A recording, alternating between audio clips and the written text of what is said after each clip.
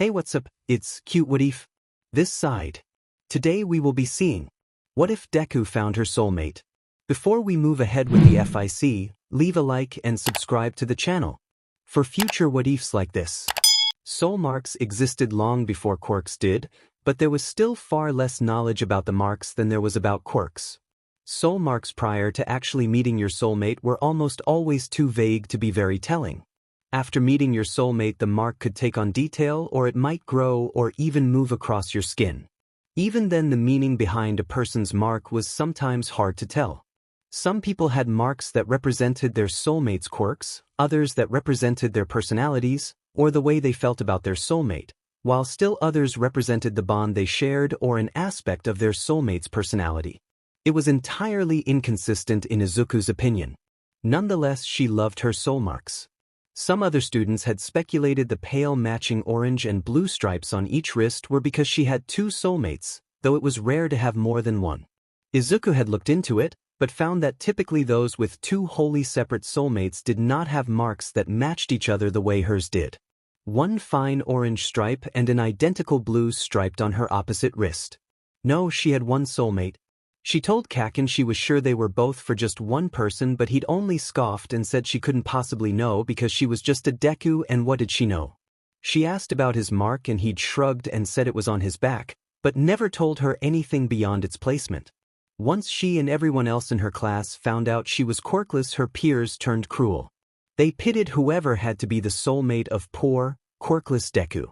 Her soul marks became her lifelines. A reminder that someone was out there for her to love. The other students leered and made fun because surely her soul mark would be unrequited. It was a sad thing and it was rare, but then so was being quirkless in this day and age. She did her best to prepare herself for the possibility that her soulmate's mark would not be for her. She would love them anyway and hopefully they could at least be friends. Izuku instead focused on her goal. She would become a hero. Even without a quirk or a soulmate, she would smile and protect the people. More than anything, that's what she wanted. Later, when she ran into the river to help Kaken after he'd fallen, he'd stared at her hand for several seconds before standing up and shoving her down. He sneered and said he didn't want help from a Deku that didn't even have a quirk. Izuku had sat in the water thoughtlessly tracing the orange ring around her wrist long after Kaken and the other children were gone. It became a habit after that. She was constantly touching her soul marks. Anytime she was anxious or upset or thinking, which translated to nearly always.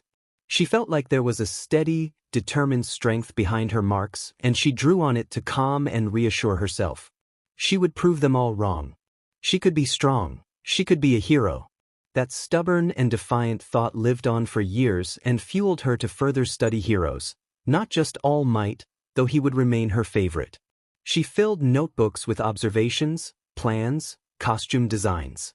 Anything and everything related to heroes or becoming a hero filled their pages.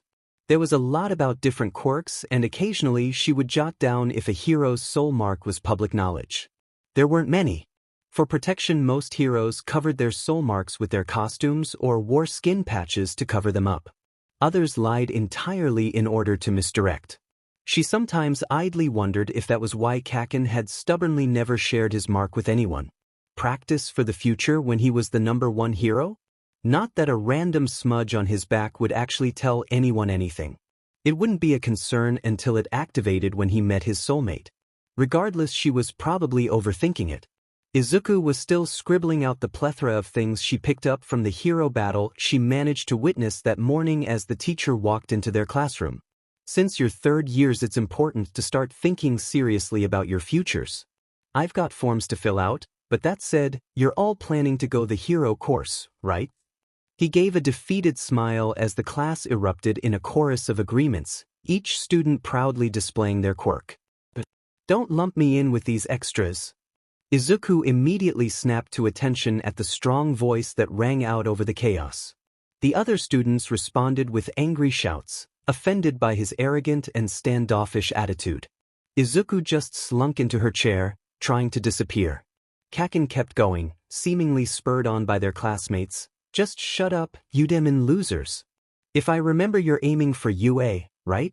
Asked the teacher as he flipped through some sheets on his clipboard. The classroom went quiet for a moment before everyone started gossiping about how the national school was too hard to get into. She dropped her head on her desk. She had a bad feeling.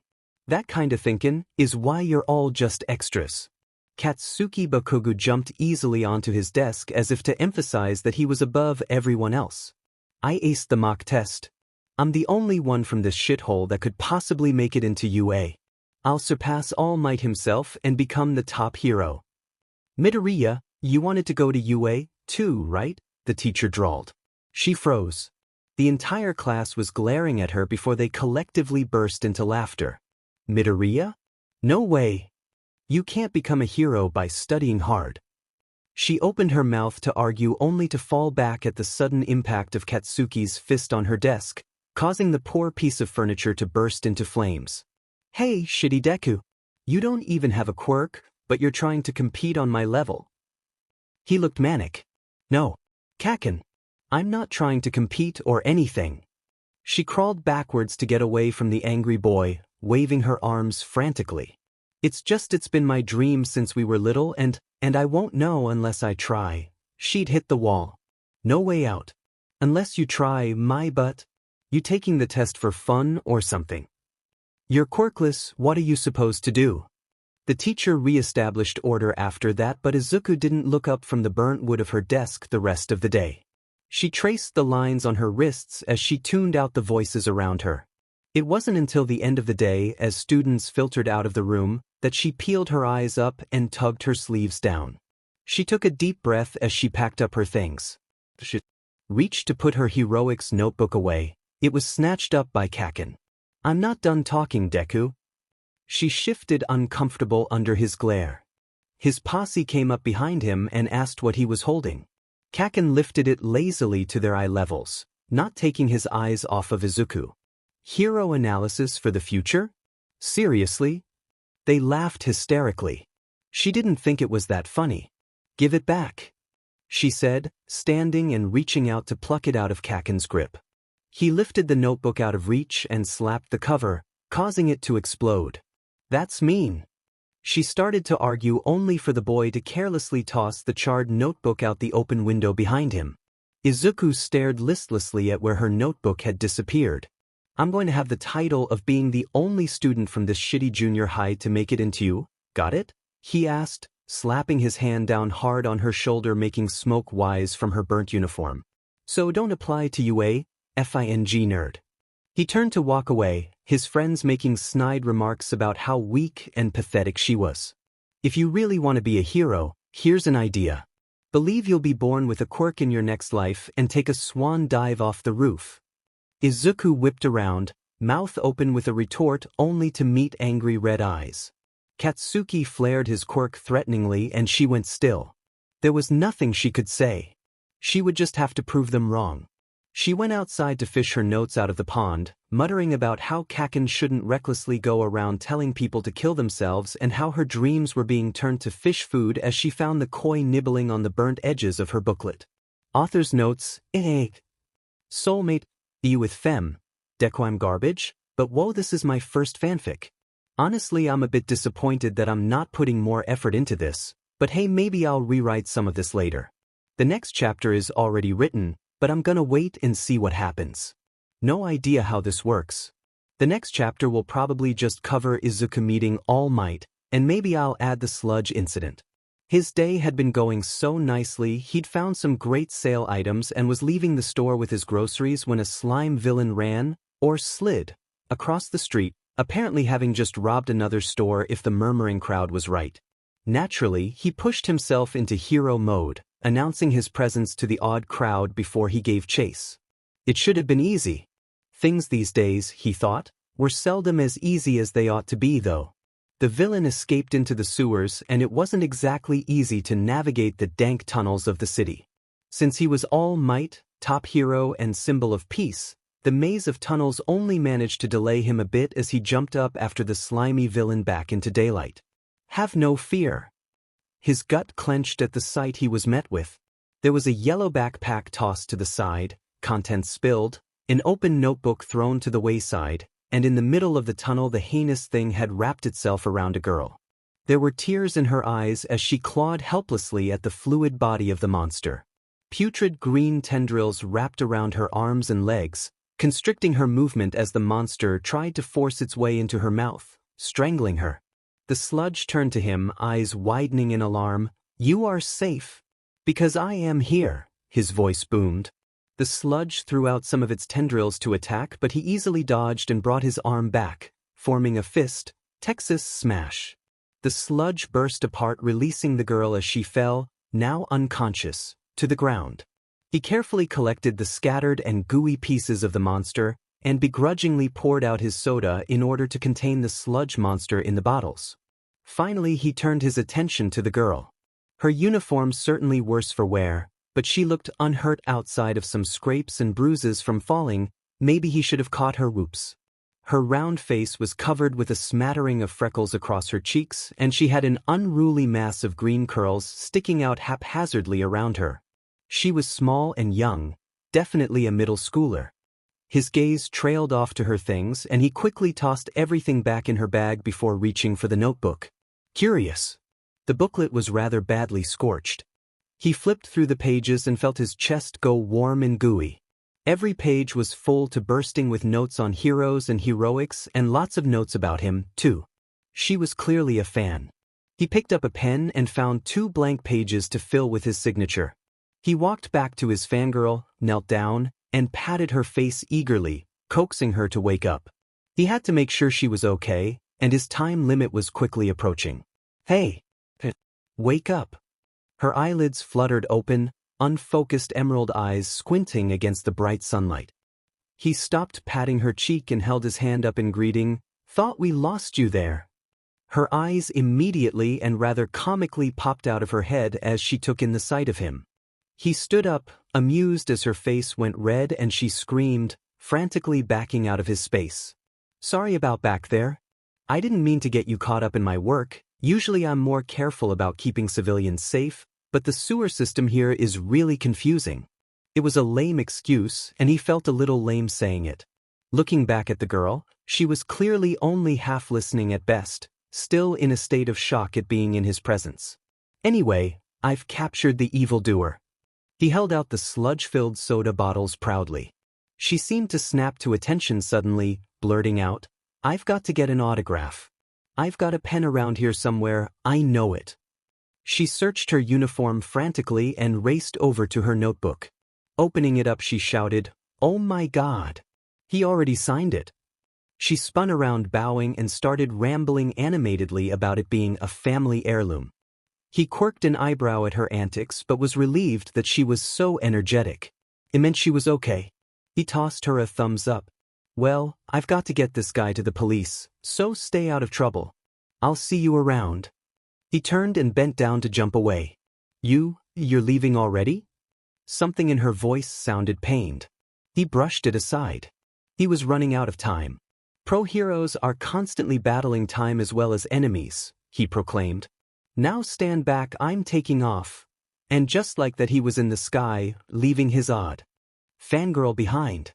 Or not. His sweat dropped as he looked down at the screaming weight on his leg. "Huh?" The sound she was making was hilarious, but that was really not the point right now. "I love my fans, but this is too much." He tried to yank her off his leg, but she had a surprisingly strong grip. "No way. If I let go now, I'll die." He stopped pulling. "Oh right, good point. I just have a lot to ask you. You're my all-time favorite hero, please." He couldn't tell if the tears were there because she was emotional or if it was the wind velocity. "Oh, all right. Just close your eyes and mouth." She did as she was told, burying her face against his calf to hide from the strong wind. He grabbed her backpack strap just to be sure she didn't fall off. He coughed, tasting blood on his tongue. Sheet. Immediately, All Might set about finding a suitable roof to land on. After crashing down, he dropped the young girl onto her own 2 feet. Her legs wobbled and she fell to her knees, looking somewhat traumatized. My whole life just flashed before my eyes. Part of him wanted to laugh at her crazy antics and the fact that her messy curls had all but exploded into a shoulder-length afro after her brief flight, but there was no time. He settled for turning his back to her and saying, "Not a smart move." Bang on the door for a bit and I'm sure someone will let you in. Now I have to go. See you later. He started to walk to the edge of the roof. Wait. Please wait. Not yet. If I could just have a second dash. No. I don't have time. He kept walking. I have to know. He paused. There was something in her voice. Desperation? Longing? Is it possible to become a hero, even if I don't have a quirk? She was quirkless. Like he had been, but then that was a lifetime ago. I'm a normal kid without any powers, but could I ever learn to be someone like you? All Might turned to appraise his fangirl. Round eyes squeezed shut, cheeks dusted red, hands clenched in fists at her sides as she waited for his answer. He immediately understood the power his answer would hold for her. If he said she could do it, she would never stop trying, might even get herself killed just trying to help. This anxious and reckless fangirl? He could see it. Without a quirk? Pain shot through him suddenly. His time was up. Why had he stopped? He hunched over as pain coursed through his body. This was bad. Not now, not here. His hero form was dissolving, slipping away in a cloud of steam. He vaguely heard her voice. She was talking again, mumbling quietly about how people discounted her because she was powerless. But that just makes me want to prove them wrong. Her voice was getting louder now, like she was gaining confidence as she spoke. I've always believed saving people was the coolest thing ever, and I want people to see my fearless smile and feel safe. To be the kind of hero everybody looks up to. Just like you. She finished, eyes finally looking up at him again, only to be met with his decrepit true form. Someone everybody looks up to? What a joke! She screamed. He cringed at the sound. Naturally he knew she was shocked, but it hurt, both his ears and heart. He stood there, staring back at her as she processed his transformation. What happened? You deflated. She looked around quickly. Where did All Might go? You're not him. A fake? You're an imposter. I assure you that blood poured from his gaping mouth like a waterfall. He wiped the blood away and casually continued, despite her frantic concern, you know how guys at the pool are? Always sking it in and flexing to look cool? I'm like that. No way. All Might's a giant of a man who saves everyone with a fearless smile. He gave a heavy sigh. There's plenty of fear behind that smile. The exhaustion of the day finally catching up to his body, he sat before deciding he should probably explain his current state. That said, he'd never been great with explanations and figured showing would be easier than telling. I'm expecting you to keep your mouth shut about this. No telling your friends or posting about it online. She looked like she was about to ask what he meant just before he gripped the hem of his shirt and lifted it to reveal the nasty wound on his side, a bizarre rounded scar with radiating suture lines reaching out up his chest, across his stomach, backwards over his ribs, and down along his hip. The whole scar was varying shades of bloody reds and bruised purples, discounting the oddly shaped collection of smears that the scars spiderwebbed over and obscured. He heard her gasp and glanced up to see her hands cover her mouth in horror. That was more or less how most of the few he'd shown the injury prior had reacted as well. All Might knew how disgusting it looked. He looked like he belonged in a morgue, not out fighting crime, like he was a walking corpse playing at being a big, grinning hero. Got this in a big fight about 5 years back. My respiratory system got destroyed, and I lost my stomach. All the surgeries have worn me out. It can't be fixed. He snuck a peek at the young girl again. Her arms had fallen limply to her sides, her eyes sad as they looked at his injury. It felt like she wasn't seeing the injury, but the pain that it caused him. There was no pity, just a deep sadness, as if she or a loved one had been injured, not just some celebrity she looked up to. A real person. I can only do hero work for about 3 hours a day, the rest of the time I look like this. All Might waited a moment for her to take in his words before dropping the cotton tee back down. 5 years ago? The fight with Toxic Chainsaw, she asked. There was sincere concern clear in her voice. It made him want to smile. She was a sweet girl. And she evidently paid attention too. Though he should have guessed as much from her hero book and the number 13 on the cover that indicated she had 12 more of the things somewhere. Wow, you really know your stuff, but no. Little Punk might have landed some hits, but he couldn't bring me down. Most of the world has never heard of this fight. I did everything in my power to keep it under wraps. He shouldn't be telling her all this. She shouldn't know, but she had to. He was her hero, and he had to tell her the truth, even if it hurt him to admit it and her to hear it. I'm supposed to be the guy that's always smiling, right? The symbol of peace?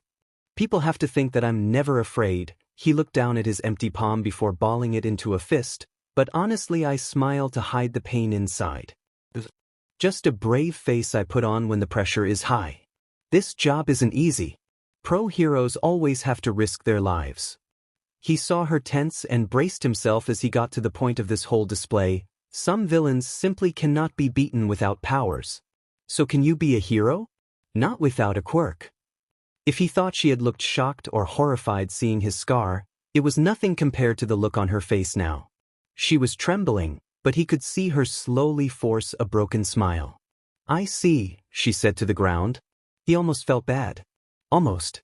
Better for her to be a living civilian than a dead hero. He forced himself back to his feet. If you want to help people, there are plenty of safer ways to go about it. Maybe become a police officer. You get crap, 'cause the heroes catch most of the villains, but it's a fine job. All Might slowly made his way to the door.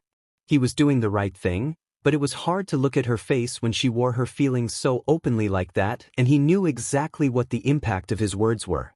He pulled open the door, relieved briefly that it had been unlocked in the first place. It's all right to have a dream, little lady. Just make sure your dreams are attainable. Realistic. Understand? He hoped she did. Or at least that she would someday. He closed the door behind him, leaving his kindly fangirl behind. As he started down the stairs, he realized he hadn't caught her name.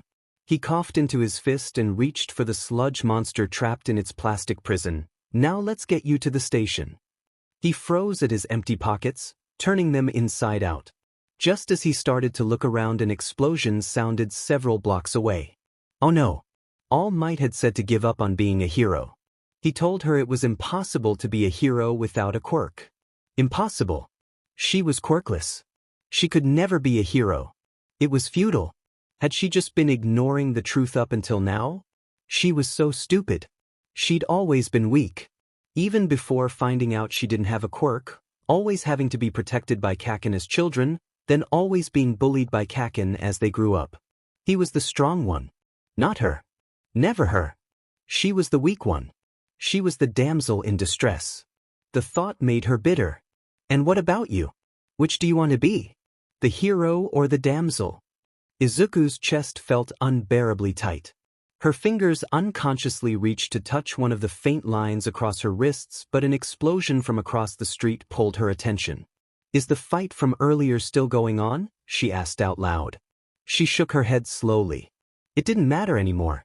And yet, whether it was years of habit or some sick masochistic need to torment herself, she found her legs carrying her to the crowd only for her eyes to widen in shocked horror. It was the sludge monster. The one she'd thought would kill her. The one All Might had saved her from. She wrapped her arms around her body, shaking in fear and disgust. This was her fault.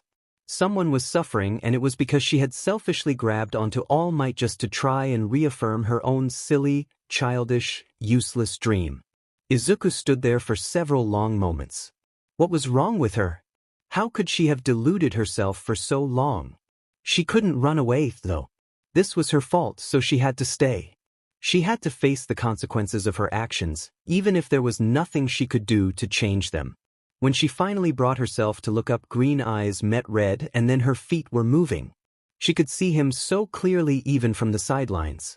Spiked blonde hair and crimson eyes that she had seen every day since forever. Kaken. Kaken. Kaken. He looked so scared. Kaken wasn't afraid of anything, but he was scared now, and it was her fault, and she had to do something. Anything. She ran past the heroes trying to hold the perimeter, not even registering as some of them called out to her. Her mind was too loud. She'd taken notes on what to do in situations like this. She threw her bag at the monster and managed to hit him in the eye when the contents spilled out. It had only really been meant as a distraction, but it broke his concentration enough that Katsuki was able to break his face free from the sludge and take several gasping breaths. She barely caught his rough voice calling her name, too busy trying to pull him free from the fluid mass of the sludge villain. What the F do you think you're doing, Deku? You could die, get away. I don't need you. Why would you even care dash? Why would she care? This was Kaken, of course she cared. She looked up to meet his heated glare, trying not to panic as her frantic clawing at the sludge wasn't doing anything. When had she started crying? She was such a crybaby. Always had been. She was just weak, useless, quirkless Deku. None of that mattered, though. You looked like you wanted help. Detroit smash. Then it was over, rain falling in the aftermath of the hero's attack. It had ended so quickly. One moment she'd thought she was going to watch Kaken die and be killed herself soon after, the next she was sitting in All Might's imposing but comforting shadow. Even that ended so quickly she hadn't been afforded the time to appreciate just how safe she felt even while being dwarfed by her hero. No, she was whisked to the side, out of the way of heroes collecting the pieces of the sludge villain before he reformed. Those that weren't helping found themselves scolding Izuku for her dangerous and reckless behavior. She grimaced but nodded her head, tracing her soul marks lazily as she tried to sort through everything that had happened. She hadn't quite processed the danger. Or maybe she hadn't quite processed that the danger was over. Either way, the situation nor her actions had fully sunken in yet, and she wasn't sure she wanted them to. She nodded numbly, agreeing with the heroes and apologizing for her rashness. She wasn't a hero after all, she was a civilian, so she ought to act like it and stay where it's safe instead of getting in the way. She wasn't a hero. She shouldn't act like she was. She peered past the angry heroes at Kaken. He was safe. Somehow she was more relieved about that than she had been when All Might had appeared in the tunnel. She pursed her lips in thought. Ultimately her actions had done little if anything in the battle, but she couldn't entirely regret them. Not when the alternative would have been standing there watching him suffer. She idly switched wrists. He had been so angry at her. He looked angry now, sitting there and being praised for his fortitude, resilience, and most of all the strength of his quirk. He was probably going to yell at her later. Why had he been so mad again? What had he said? In her panic she hadn't really been listening. Something about him not needing her, was it? She knew that already. Kaken was strong and smart, so why would he ever need her? Still, not needing someone and not wanting help were different things. He'd been scared. She'd seen it. Maybe that's why he was angry, because she'd seen him scared, or maybe that he'd been scared at all. She blinked and realized he was glaring straight back at her. Flushing as she realized she'd spaced out while staring at him, she quickly looked away and set about excusing herself from the scene. She spared a passing glance at All Might. He was all confidence and squared, broad shoulders and rippling muscles. He was all fearless smiles. The sight of the scar on his abdomen came unbidden to her mind. Strange to think that despite his current appearance he, All Might, was not invincible. Who could possibly be powerful enough to hurt him the way he'd been hurt?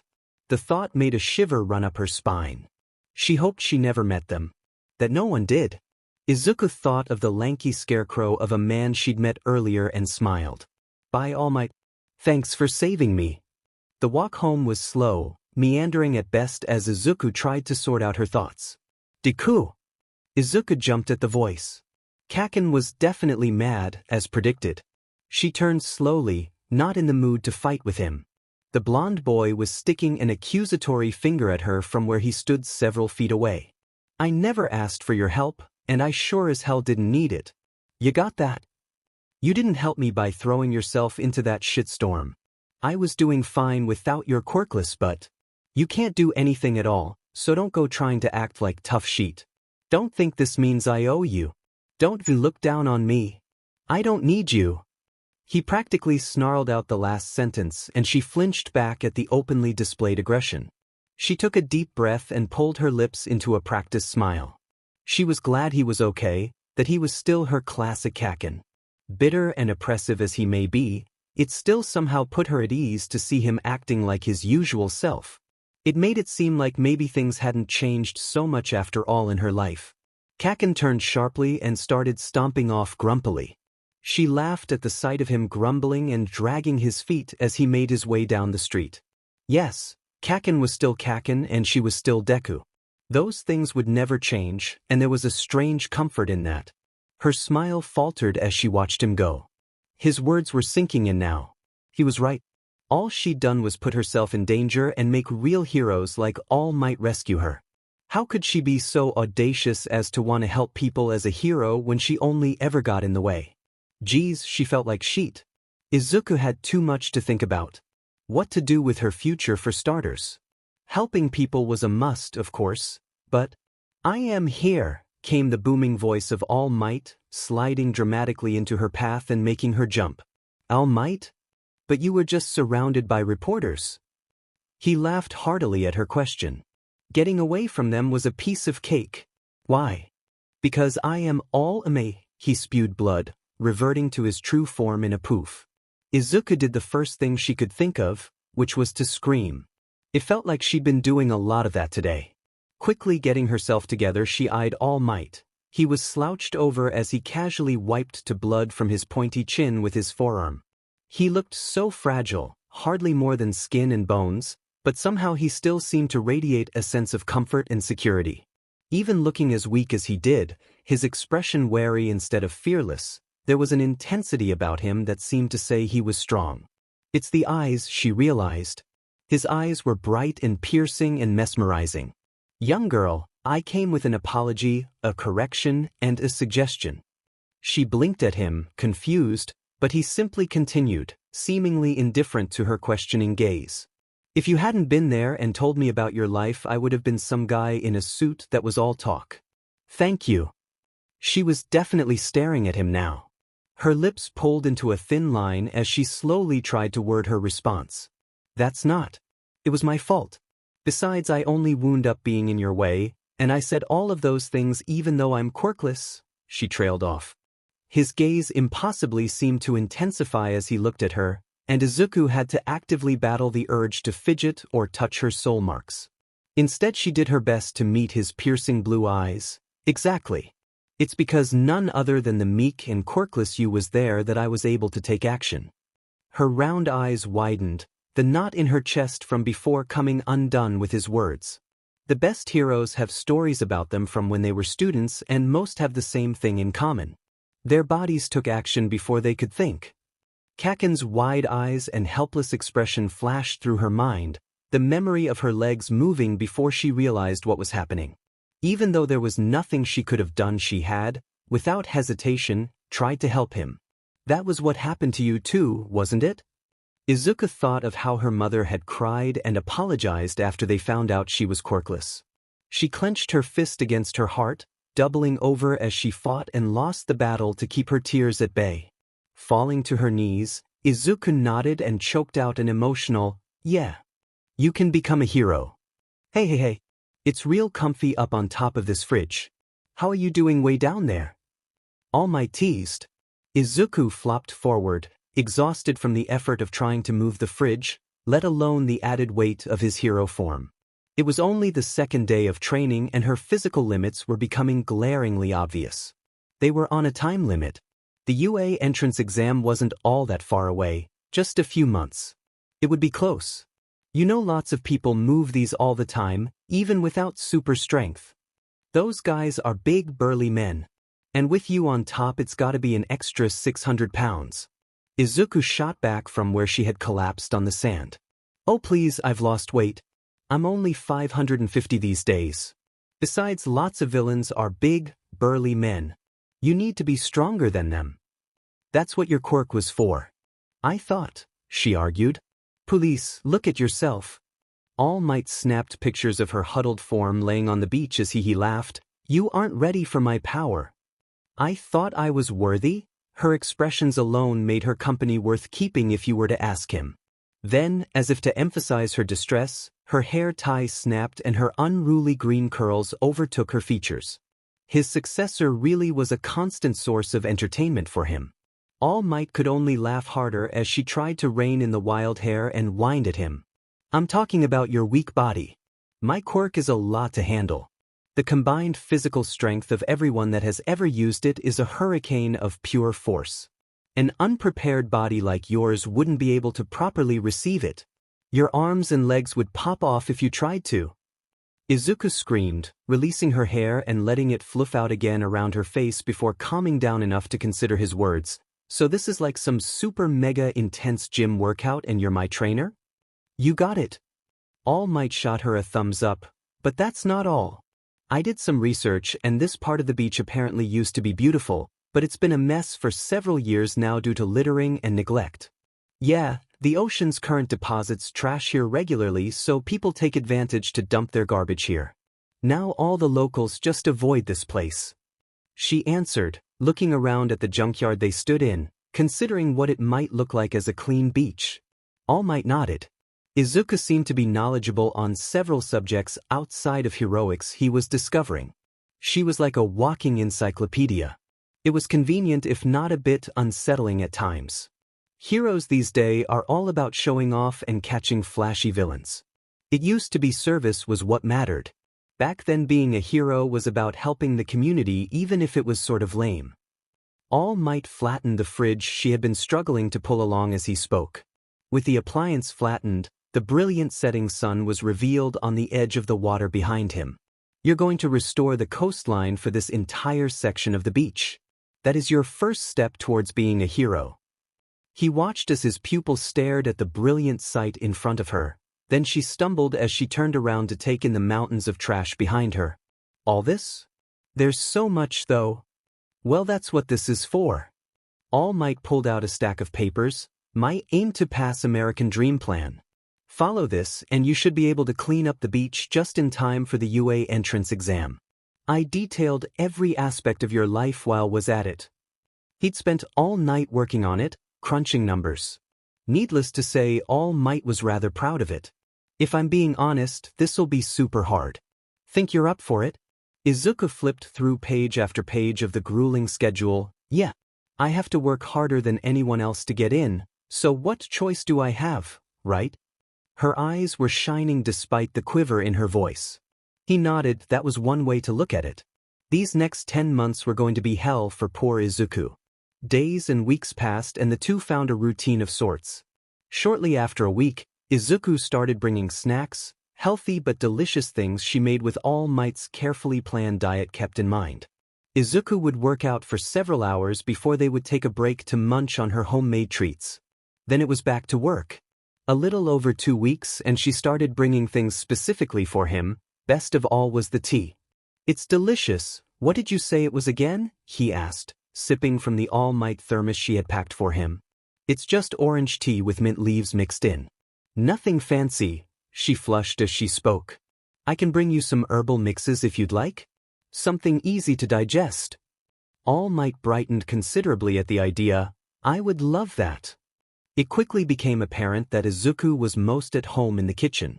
Everything she made for them to eat was delicious, and she spoke happily about learning to cook with her mother.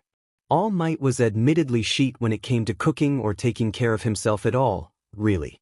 Izuku was generous and kind, but not overly pushy or judgmental about his lack of self-care. It was something he appreciated greatly about her. She often recommended simple and healthy recipes he could try himself in addition to the light snacks she made for them. Trading recipes and talking about what they could and should not eat became commonplace during these breaks. Izuku was limited by the diet All Might had come up with to get her in shape, while he was restricted by his surgeries, specifically his gastrectomy. Other parts of their routine were less enjoyable, like the more or less hourly snapping sound that signaled another hair tie or rubber band had fallen victim to her curls. The snap was almost always followed by a groan and the sound of muttering while Izuku put down whatever she was moving at that moment to find All Might. He had become the keeper of the hair ties and rubber bands, mostly rubber bands. At least once a day Izuku complained that she might as well just shave her head and be rid of the burden of hair completely. She would go off about all the ways long hair could get in the way in a skirmish or be used against her. All Might usually found himself coming to the defense of her hair, once even swiping a pair of scissors out of her hands on a particularly humid day when her curls had been more of a nuisance than usual. He also became the keeper of the emergency mouthwash and ginger ale after she had exerted herself to the point of puking twice.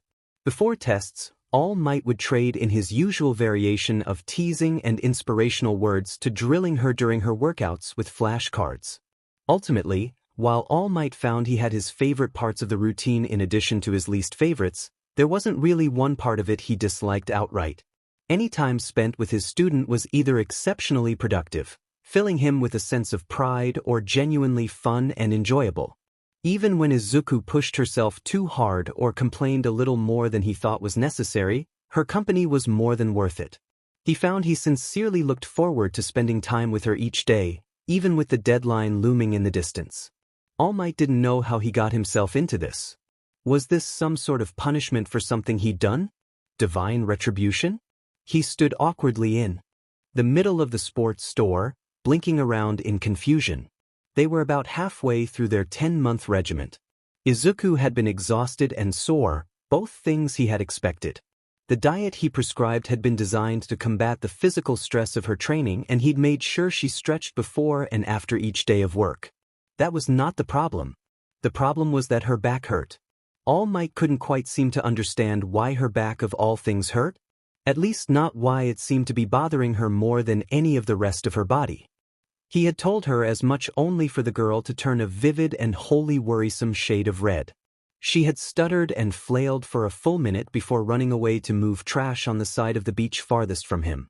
It had seemed to make sense to come to a sports store to ask questions, but he wasn't sure where to start, and the longer he stood there the sillier the whole idea seemed. Maybe he should just leave and try to confront his pupil about it after all? "Can I help you, sir?" All Might startled, jumping a bit at the sunny voice. He turned to look at a portly brunette woman with a tag that labeled her manager Rina. She was looking at him expectantly. "Are you looking for anything specific?" Not for me. My girl has been saying her back hurts while she's working out, but I can't think of what could be wrong.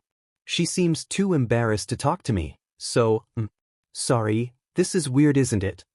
He was sure his face was almost as red by now as Izuku's had been. "Oh, your daughter? Not to worry, girls always have trouble talking to their fathers about their more feminine-based problems." All Might stared at her quizzically. Feminine? It was a girl problem? Rina was waving him on to follow her as she glided towards the women's section. "It's her chest, you see. If a girl doesn't have proper support, especially while working out, it can lead to some serious back pain. While not usually a problem for smaller girls, it can actually cause long-term back problems for larger girls if they don't get good support." Her chest? Oh, God, no wonder she'd been embarrassed when he had asked. He felt his face heat up further. "About how old is your daughter?" She was looking at him again, chipper smile and patient eyes. She's about 15 now?" He was pretty sure Izuku was 15, right? That's how old students entering high school usually were, though that was still a few months away. When was the girl's birthday anyway? Alrighty, so she's training for high school? Let me guess, the hero course, right? All Might couldn't stop the smile from coming to his face. "Yes. She wants to get into UA, so we're trying to get her ready for the entrance exam." "UA? Way to aim high. Good for her, you must be awfully proud." All Might smiled wider. He was. The more time he spent with Izuku, the more he was amazed by the girl. "And what sort of quirk does she have?" "HM? Power enhancement." He stumbled, thinking of one for all. "So she'll be wanting something extra sturdy and durable then. We have apparel to help equip all sorts of different quirks, so you came to the right place." He watched as she turned and they were walking into an aisle of bras. Oh boy, was his face red now. This is not how he'd expected his day to go. This couldn't possibly get more awkward. "And what size is her bust?" He spoke too soon. Oh boy, did he speak too soon. All Might was doing a rather impressive impression of Izuku when he had asked why her back hurt in the first place. I'm really not, I wouldn't, what I mean to say is that I have no idea. I don't think dash. Sensing his apparent distress at the question, Rina smiled. "That's all right. Most fathers are too embarrassed to do this sort of shopping for their daughters at all. I think it's great that you came out to help her, and besides we can figure it out." He blinked at her again. He hadn't meant to lead her to the conclusion that he was Izuku's father, but he was in too deep to turn back now. Besides, wouldn't it be strange for him to do this if he weren't her father? Come to think of it, was he overstepping his boundaries with the girl? What would her actual father say if he knew some middle-aged stranger was bra shopping for his daughter? Oh boy, he was overstepping big time, wasn't he? How tall is she? Thank God for Rina's benign question pulling him out of his downward spiral. This Talish? He held out his hand at about where the top of Izuku's head reached on him. So about 4 feet 9 inches or 4 feet 10 inches, then. All Might nodded, that sounded about right. And is she petite or curvy or dash? Small. Very, very, very small. He thought back to how he had assumed she was 12 or younger when they met. She really looked like a child. At least she would if it weren't for. And about how big is her chest? His face quickly resumed its red status from earlier. All Might refused to make eye contact as he made vague gestures with his hands. Rina smiled, ever patient. So on the bustier side then?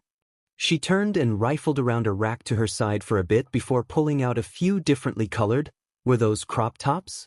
They didn't quite look like bras, much to his relief. Right, they're sports bras. It's not like he was buying lingerie for her, he was buying her something useful to help make her training easier. These should fit, but just in case, hold on to your receipt so you can exchange them for the right size. Next time you come, you should bring her along too. That way she can try things on and see what she likes, Rina explained while handing him the small pile of tops. Was there anything else you wanted to look at while you were here? All Might was about to say no, but thought for a moment. Rina was awfully helpful and seemed to know a lot. Her hair ties keep breaking. Do you have anything that would be better for keeping her hair out of her face? Rina blinked and then smiled widely. She seemed beyond pleased that he hadn't simply dismissed her. Oh my. Well, that's no good? Why do her ties keep breaking? She's got really curly hair. All Might made a sweeping gesture with his free hand to emphasize how big her hair was. Hair ties might not be the right fit then. Rina was walking again and he quickly followed. She could try scrunchies or ribbons probably. They're a lot cuter than hair ties in my personal opinion, and comfier, too. In fact, I buy almost exclusively scrunchies for my own girls. All Might gaped at the wide selection of hair things in front of him. Between the two. Which is better for really thick hair? Ribbons, I'd bet. There's no elastic, so you don't have to worry about them snapping, just tie them however tightly you need. Rina and All Might spent the next 30 minutes picking out ribbons of varying colors and patterns, casually going back and forth and sharing stories of their children. He learned that Rina had 3 kids, 2 girls and 1 boy. Her middle child, one of the girls, wanted to be a hero, too, but wasn't aiming for UA. She had the same quirk as Rina, the ability to spit out seeds for different plants and make them grow on the spot. It was useful for cooking and medicine, Rina explained, but she wasn't sure how it would fare against villains. All Might talked about Izuku, her love of strawberry ice cream, the funny responses she had to things, her tendency to mutter, her hero notebooks. Sounds like you two get along really well. Huh. Well, it seems like you spend a lot of time with her and pay attention to her likes and dislikes. I hardly ever see fathers invest that sort of time and attention into their daughters' lives. I think it's wonderful you two are so close. He blushed, thinking about it for a moment. He did think very highly of Izuku. He tried his best to pay attention to her during their time together. In a way, she did feel like a daughter to him. He smiled. The two finished up, All Might even finding an All Might-themed ribbon. Rina had laughed and said those were usually popular with elementary schoolers. She's a fan. Well then I'm sure she'll love it. Rina rung up the ribbons and sports bras and All Might was on his way to meet Izuku at the beach. Checking the time, he was running late. He may have gotten carried away with the ribbons. He shifted into his hero mode and took off for the beach, purchases in hand. When he reached the beach and saw Izuku, she was carrying a toaster oven and what looked like a sink under each arm. He jumped down in front of her, dramatically announcing his arrival. I am here. Izuku eeped, dropping her appliances and looking up at his towering form. And I bring gifts. She peered curiously at the bags he held in each hand. Gifts? For me. But of course. He just had to be confident and give her the bags before his embarrassment at the situation caught up with him. He held out the bags to her and after a brief moment of hesitation she gingerly lifted the bags from his hands. What for though? I haven't done anything to dash. Why should I need a reason to get things that could help my pupil with her training? As your mentor, it's my responsibility to make sure you have the tools to succeed. Her face lit up. Wow, to help me train? What are they? Ankle weights or maybe dash? She pulled out one of the sports bras. Slowly, Izuku's face turned red like a tomato. She squeaked and shoved the bra back into the bag before holding the top of the bag open and peering inside. Why would you dash? You said you're back, blah. All Might was back to his slim skeleton form, so much for looking confident. He wiped the blood from his face quickly. You said your back hurt. She was probably upset that he had gone ahead and bought her something that seemed so personal. He braced himself for her response. That's actually really thoughtful. You didn't have to do this.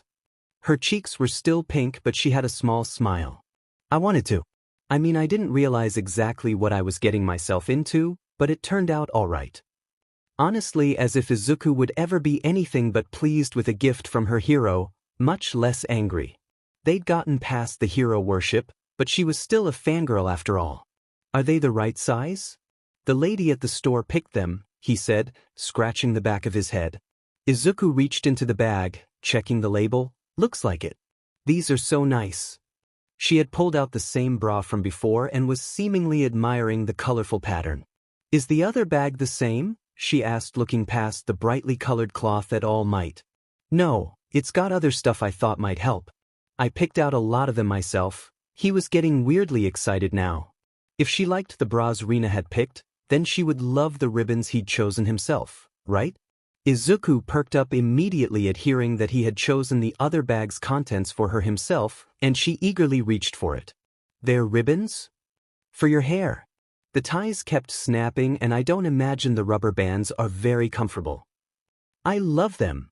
She had pulled out several of the color-blocked and patterned ribbons and was practically beaming at them. Then she pulled out the All Might-themed ribbon. There was a shrill sort of pterodactyl sound, and she was on her feet, bowing deeply. Thank you.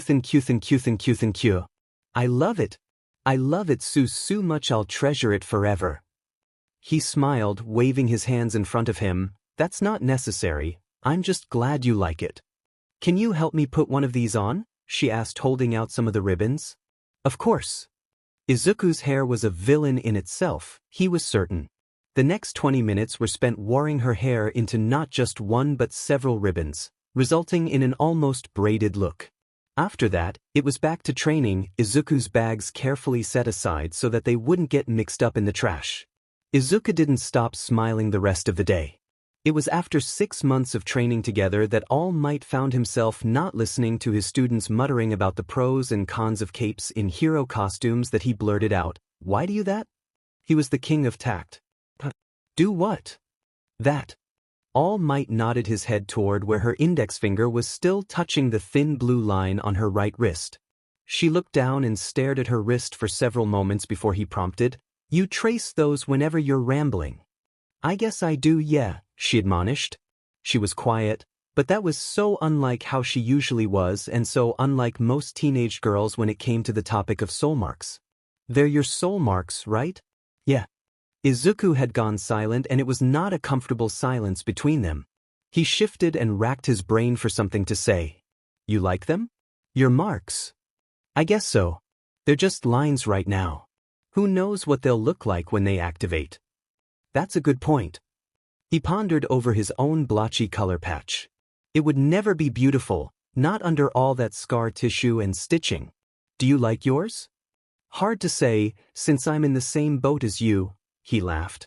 You mean your mark's not active? She seemed genuinely surprised. Why though, he wasn't sure. Is that weird? He flushed, rubbing the back of his head. Somehow it was a bit embarrassing to admit it now. He'd never given soulmates or marks much thought when he was young. He'd been too busy, first with wanting to be a hero, then becoming a hero, then being the #1 hero. He'd never really stopped to consider romance. No.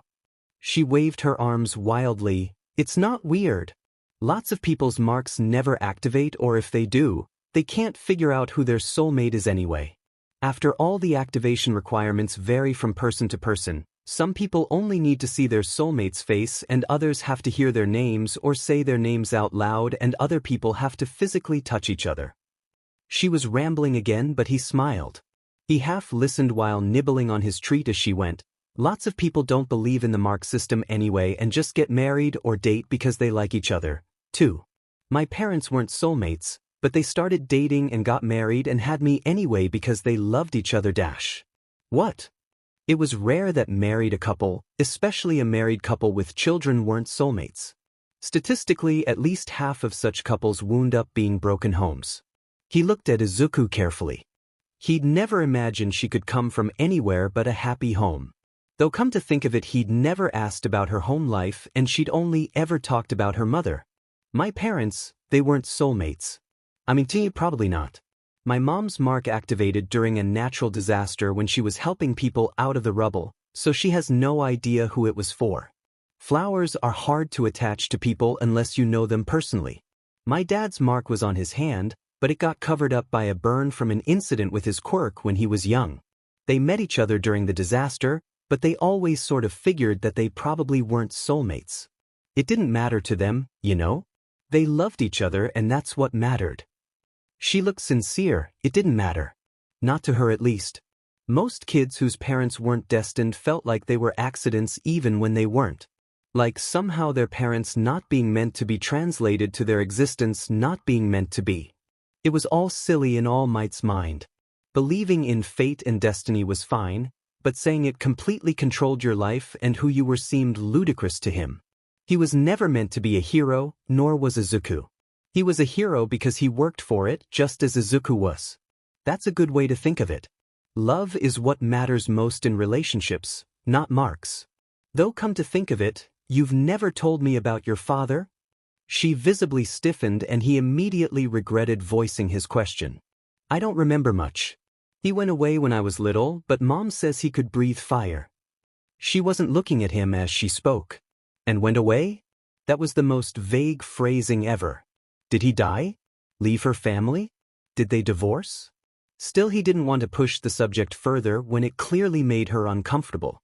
Besides, it really wasn't any of his business anyway. Izuku stretched. I think I'm gonna get back to it. She stood up and jogged back over to the truck she'd been hauling across the beach earlier. Things were fine as they were. At least with or without their soulmates, they'd still have this. They'd still have each other and their shared dream for the future. For Izuku to become a great hero. All Might was peeved. He was not angry, just annoyed. You've been doing extra workouts. Izuku laid in an exhausted heap on the ground in front of him. He'd worked so hard on that schedule too. The aim to pass American Dream Plan was made for you, with your body in mind. It was fine-tuned so that you would progress swiftly, but without overdoing it. That'll have the opposite effect we want. You'll hurt yourself. I have to work harder. Her voice was muffled, at least partially by the ground, but if prior experience could be trusted, she was probably crying too. I don't just want to get in. I want to excel. She pushed herself up off the ground. Lifting her face, All Might's suspicion about her crying was confirmed. Izuku met his eyes then and All Might found himself frozen. I want to be like you. The greatest hero in the world. So I have to keep trying until I have what it takes to do that. I want people to see my fearless smile and feel safe. Just like you, her voice from the roof echoed in his mind. This girl was going to be the death of him with that stubborn determination. He pushed himself into hero mode. That's the gusto I like to see, fangirl. But now is not the time to rush ahead. Have no fear. This old man can get you back on track. He lifted her up in the air as he spoke. Izuku squeaked, "You're not an old man, All Might." He just laughed at that because, oh yes, he was too an old man. He'd fight her on that. All Might parked in the lot near the beach and breathed out, watching his breath curl out and disperse in the chilled February air. It was the day of the exam. The deadline they had set for Izuku 10 months ago. The day to pass the torch onto the next generation. That was when he heard the screaming and, oh God, was that Izuku? He ran to the edge of the lot and looked up to see none other than his successor screaming on top of a gargantuan mountain of garbage. She was dressed in her usual sweatpants and had the vivid purple and green sports bra on, Heaven knew where she'd abandoned her oversized t-shirt or sweat jacket this time. She was sweaty and tired, huffing from her triumphant perch on top of the garbage mountain. All Might hustled over to where he could see the beach. Holy hell, little lady. You even cleaned up outside of where I told you to. There's not a speck of trash anywhere on this beach. He was in awe. She'd exceeded his wildest expectations and done so with mere minutes to go. Oh my goodness. He shifted into hero mode in his excitement, which was convenient as Izuku's body seemed to think that was the perfect moment to collapse and fall off the trash heap. He easily sped over and caught her bridal style. Great job. I finished it, All Might. She gave him a weak smile, looking close to passing out. He was blown away. She'd really pulled through so splendidly. Am I ready now, why think? Yeah, you did good, little lady. I'm impressed. Naturally I knew you could do it, but this is beyond. He gently placed her down to stand on her own 2 feet and reached for his cell phone. She huffed, supporting her upper body by holding her knees. Look at this. He held out the phone displaying the picture of her after her face flop with the fridge. She was dusted in a thin layer of sand, cheeks pink, tears in her one visible eye, and absolutely everything else was covered by a mess of curls. In the picture she looked weak and disheveled. It's a picture of you crying 10 months ago. She looked at him oddly, like he was making fun of her. Look how far you've come. She stood up straight and glanced down at her body, as if only just now taking in the toned muscles she'd developed over their time training. You've become a splendid vessel, capable of inheriting my power. I feel like I'm cheating, she said. Izuku stared at her hand. Do I really deserve this? You did so much for me, how did I get this lucky? She was crying again, but he'd gotten used to that by now. All Might shook his head. This girl really was a strange one. Even after all this time, she still didn't think she deserved this. He laughed and placed a hand on her shoulder. It was thanks to your own hard work, not mine. Now for your reward, Izuku Midoriya. Yes, sir. All Might plucked a golden thread from his hair. Someone once told me that something you get because you're lucky and something you are given because you are recognized are different in essence. One is an accident while the other is a reward. Take that to heart, little lady. This gift is something you earned through your own hard work. He held out the strand of hair. Now eat this. Huh. All Might rubbed the back of his head. You've got to take in some of my DNA if you want to inherit my power. That's just how this works. This isn't exactly what I pictured. Oh, who cares, just hurry up and eat it. You don't want to be late for the exam. Rather unwillingly, she did wind up swallowing the hair. Bakugo Katsuki hated soulmarks. More specifically, he hated his soul mark. He hadn't always hated the colors that stretched across his back and chest. As a child, before his mark had activated, he had loved the colorful freckles that decorated his shoulder blades. He'd ask his parents constantly what they would become. Would they be like the sparks running across his mother's chest, half visible over her low-collared shirts, that came to life when his father touched her or paid her a compliment? Or maybe they would be like those vividly colored oranges and orange blossoms that completely filled his father's right arm, like a sleeve that shifted seasons according to their relationship? At least his father said it did. Katsuki had never seen the sleeve look different than the lush green leaves, full blossoms, and ripe fruits that indicated they were both happy. He tried to connect his freckles like constellations with a marker, but couldn't reach. He tried to count them in the mirror, but to no avail. He wanted them to come to life on his skin. He was, as with most things, impatient for something to happen with the dots on his back. He wanted his mark to come alive just as badly as he wanted to get his quirk. His mother would coo and tell him that patience was a virtue, whatever that meant. Katsuki didn't want to be patient, he wanted something to happen. So, at the prospect of school, of meeting children his age, some of which might even have their quirks already, he became eager. He would make friends and they could all compare their marks and their quirks and watch videos of heroes together, and it would be great. The first day of school came and Katsuki quickly wriggled out of his mother's hug before she could plant a goodbye kiss on his cheek. He wanted to meet his classmates. His mother huffed, "Just be nice and try to make friends, please." He rolled his eyes because of course he was going to make friends. That's the only reason he came to school to start with. There were so many kids.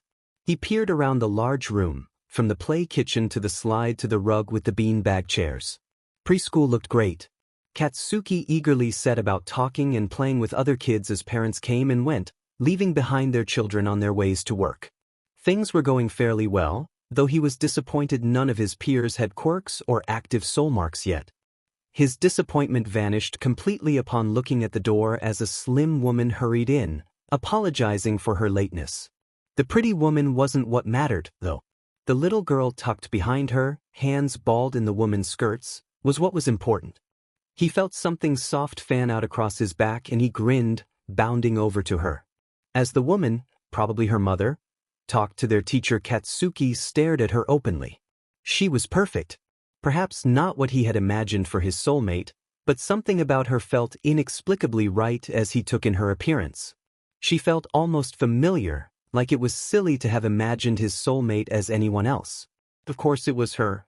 She had an unruly mop of green curls and matching green eyes. She was short, smaller than him in every way really.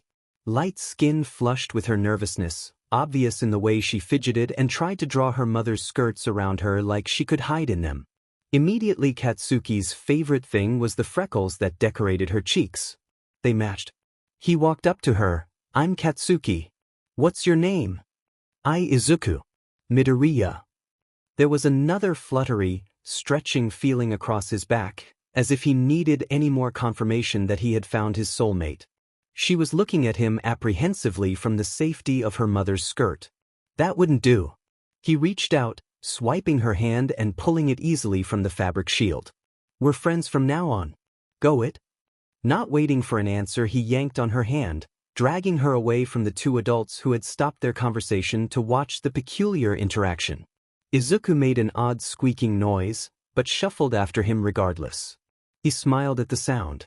Her voice was soft and quiet, not like his mother's squawking or his father's raspy drawl or the teacher's high-pitched nagging.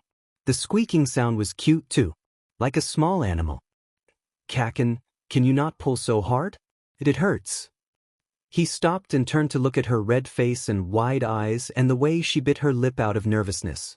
He released her hand and frowned at the sudden weight in his chest at the loss of contact. Did she not like him? Did she not want to be friends? That wasn't possible. He was awesome and everyone else seemed to like him. Suddenly something caught up with him. "Kaken? Oh, I can call you something else if you want. Katsuki-kun? It's just, I thought since we're going to be friends, and since you're the first, you should have a nickname. It's okay if you don't like it. I won't use it again." Her face had gone even redder and she was waving her hands in front of her. Her eyes looked wet. But she had said they were friends. "Kaken's fine. But you're the only one allowed to use it." Honestly, Katsuki wasn't terribly fond of the name, but he liked the way it sounded when she said it. Besides, his parents had nicknames for each other, so it had to be okay for his soulmate to call him something silly if she wanted. Izuku nodded her head fervently and beamed at him. "Kaken?" Something in his chest stuttered and his insides went gooey at the look she gave him. He blushed, turning away from her, but taking her hand again. This time he let her walk a step behind him as he led her to where he'd been playing before. The two played and talked all day. Her favorite hero was All Might, and she thought heroes were cool and wanted to be one when she grew up, same as him. That was where the similarities seemed to end. No. She was soft-spoken while he was loud. She got nervous easily and cried at the smallest things while he boasted his bravery by retrieving one of her flowery hair clips back from a thieving squirrel during their recess. She liked strawberry ice cream and he liked mint. None of these differences seemed to stop them from getting along, though. By the end of the school day, Izuku was easily his favorite person in class. He liked her even better than the boy he'd dared to eat a bug and actually done it. If not for the occasional fluttering or stretching feeling that tickled up and down his spine, he might have actually forgotten about the soulmate part. As it was, he couldn't have been happier. She was wonderful and fun and liked heroes every bit as much as he did. She was perfect and she was his. When he got home, he dropped his things in the doorway and bolted for the bathroom, hastily pulling his shirt over his head to toss it to the side. Katsuki pulled himself onto the bathroom counter and twisted in front of the mirror to see his back. Where just a few hours ago there had been an array of colorful freckles, there was now a bright bushel of flowers. Soft pink and white blooms mixed with purples and hints of green on the insides of some of the flowers, as well as where leaves and stems filled the spaces between petals. It was a beautiful bouquet that stretched across nearly the whole of his small back. He grinned at the flowers in the mirror. He didn't know what sort of flowers they were or what they had to do with Izuku, but he didn't care. After all, he didn't understand what the oranges and flowers on his father's arm meant about his mother. That didn't matter. What mattered was that they were right there on his back because of Izuku. A permanent reminder on his skin of the feelings she brought to life in him. A permanent reminder that she was his and he was hers. Katsuki couldn't have been more pleased. His first day of school turned out not to be disappointing after all. Everything went wrong when their teacher pulled out the lesson on soulmarks. Naturally, he sat next to Izuku. The two were hardly ever far from each other during school or even after. Katsuki didn't care about the lesson, and why would he? His mark had already activated and his soulmate was right next to him. There wasn't anything else to know. He stared at the ceiling, lost in thought, tuning out the teacher's shrill voice. Most of the other students, the girls especially, were hanging on every word. Izuku was one of them, but she was a dork, so of course she was. She always listened to the lessons, even when they were really, really boring. Katsuki was calm, the tips of his fingers touching Izuku's, and the mark on his back felt soft and light. Then the girl on the other side of Izuku turned to her. "You've got two, right? Does that mean you've got two soulmates?" "What?" Izuku turned towards the other girl animatedly. "I don't think so. They sort of match each other, you know? So I think that means they're both for the same person? Maybe they're gonna represent our relationship or something? Like two halves of a whole." Katsuki turned his head, laser-focused on his giggling soulmate. "Two marks? Gonna represent? As in her marks? Weren't active yet?" His fingertips jolted away from hers as though he'd been burned. "That's so romantic." "I guess so." Izuku looked down, blushing. She still hadn't noticed the sudden shift in her best friend's demeanor when she turned to him and asked, "What about your soul mark, Kaken?" "It's on my back." She blinked at him at the curt response, but seemed satisfied with his answer as she turned back to the other girl. The dumb girl with dumb elephant ears and tusks sticking out of her dumb face. Katsuki glared at the dummy for several minutes before she got uncomfortable and moved to sit somewhere else. Izuku turned her attention back to the teacher. He moved his glare from the dumb girl with her big dumb mouth and her dumb questions about soul marks to Izuku. His eyes ran over her form up and down. How had the dummy known she had two marks? They weren't close, he would know. So they had to be visible. He stared, wide-eyed at her wrist. How had he never noticed? There was a thin blue line that circled her right wrist. When he glanced to her left side, he saw a matching orange line there. They were pale, even against her already pale skin, easily overlooked if one wasn't looking, but clearly there if they were.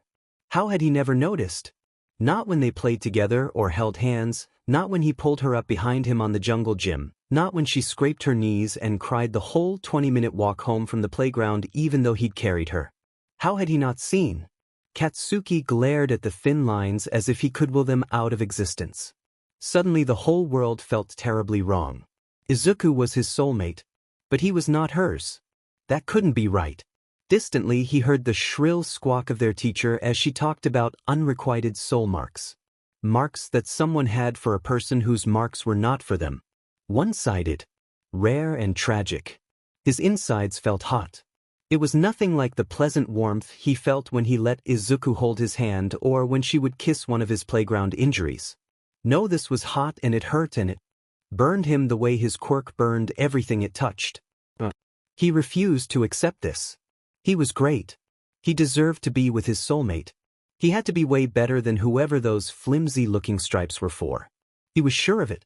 Screw whoever's marks were on Izuku's body. He met her first. His mark activated first. He was the one that got to hold her hand and dry her tears and make fun of her crooked pigtails. He was the one with the best quirk, and he deserved her. Izuku was his. He reminds himself constantly after that. He's the best. Izuku is his soulmate. He deserves her. It eats at him though. The idea that somehow, in some way, her soulmate is better than him. That she is too good for him and he is not enough. Somehow it almost comes as a relief when they find out she's quirkless. The other students turn on her instantly. He tells himself her soulmate will be the same. They will not want her and she will stay with him. He tells himself that Deku is weak, that she needs him to protect her because he is strong. He tells himself that she needs him and ignores the thought in the back of his head that taunts, it's the other way around. Katsuki lead a gaggle of his friends through the woods, Deku bringing up the rear as she hurried to catch up with the boys. They were all bigger than her and she struggled to keep pace. Katsuki adjusted his own speed at the front to be sure that she was always in sight of the group. The boys behind him laughed at the quirkless girl that was always chasing after Katsuki. He didn't correct them. When they reached the bridge, Katsuki slipped. Pain shot up his arm as he looked up at the bridge where his friends were watching. Their concern was quickly laughed off because he was Katsuki Bakugo, so of course he wouldn't be hurt over something as silly as falling into the river. He grinned even as his palm throbbed. Then Deku was crashing out of the trees as she ran into the river, twigs and leaves catching in her curls, hand outstretched for him to take. Kaken, are you okay? The gesture seems so easy for her, but it infuriates and hurts him. Her genuine and unsolicited concern hurts more than the scrapes on his hands that he would later hide from the other boys. He doesn't need her worry. He doesn't need her help. He's the strong one, not her. She's weak. It hits him hard. She doesn't deserve him. So why does he still want her? Why is she the one that doesn't have to feel anything when they touch? Why is she the one with someone else's mark on her body? Why isn't she his? The faint lines on her wrists enrage him and he stands up and pushes her down before he knows what he's doing. He doesn't need her. He doesn't need her concern or her hands or her help. He doesn't need her smile or her secrets or her dreams. He doesn't need her mark. Katsuki Bakugo doesn't need his soulmate. Katsuki Bakugo hated people. More specifically, he hated his classmates.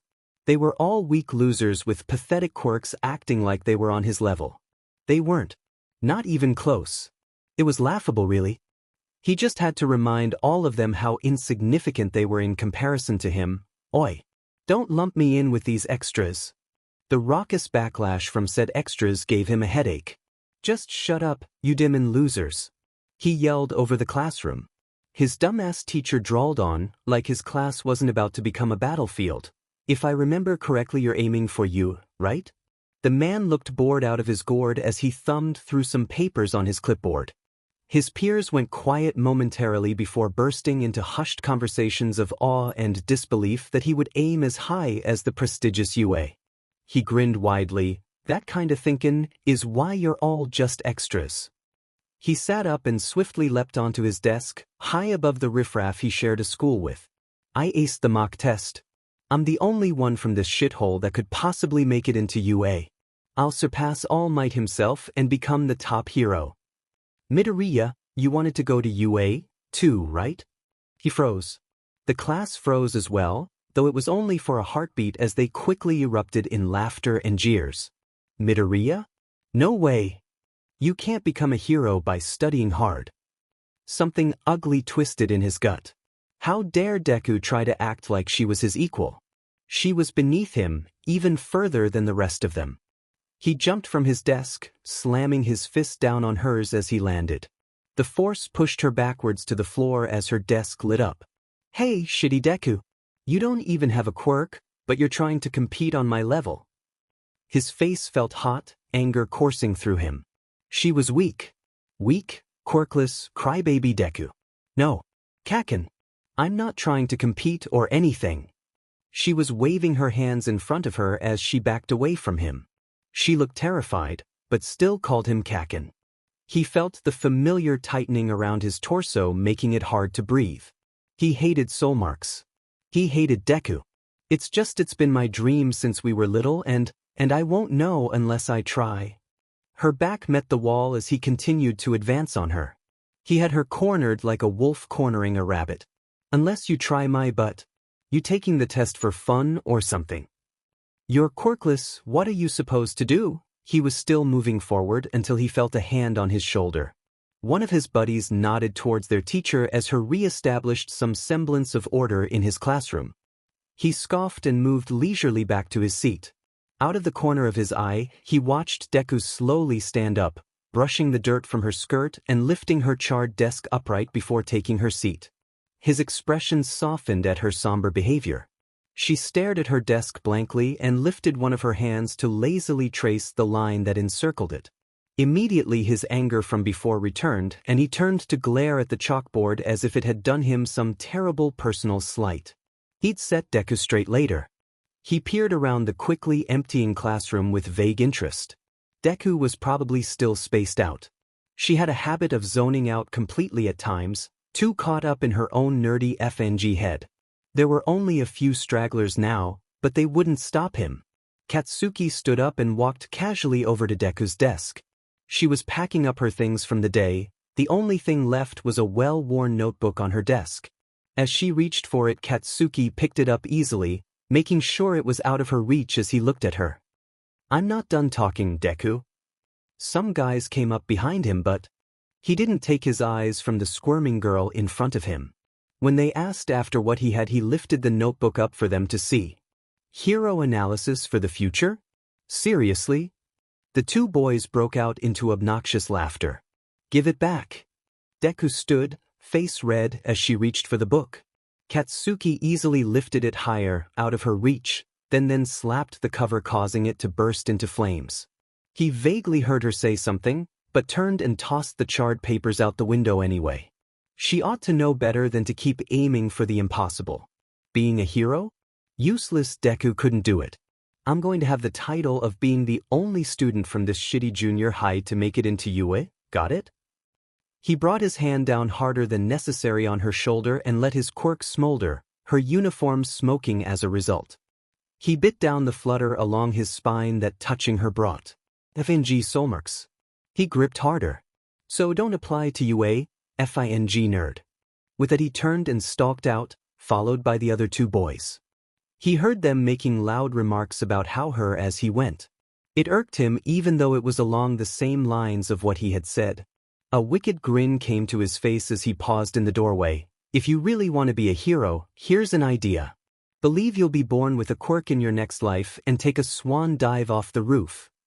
He saw her turn angrily to him, and had to hold back the biting laugh as he flared his quirk. Her mouth clamped shut, eyes watery, lips quivering.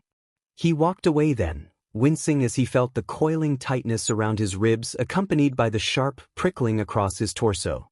He'd just have to bear the pain. The three boys made their way through the alleys of the city, Katsuki in the lead. "Weren't you a tad harsh on Midoriya back there? I mean, you two used to be friends, right?" He tensed knowing he had gone a bit overboard. "It's her own fault for getting in my way." It wasn't his fault. Deku always pushed his buttons in her way. That everything she did something to him, and that alone made him so angry. Katsuki kicked out at a piece of garbage in the alley. "Don't let it get to you. She's acting like a FANG kid, talking about dreams like an idiot." He crushed the soda can he had emptied earlier, making it explode with his quirk. "Just think about her psees me off." The other two shared a somewhat knowing look with each other. Still, Midoriya is kind of cute that way, right?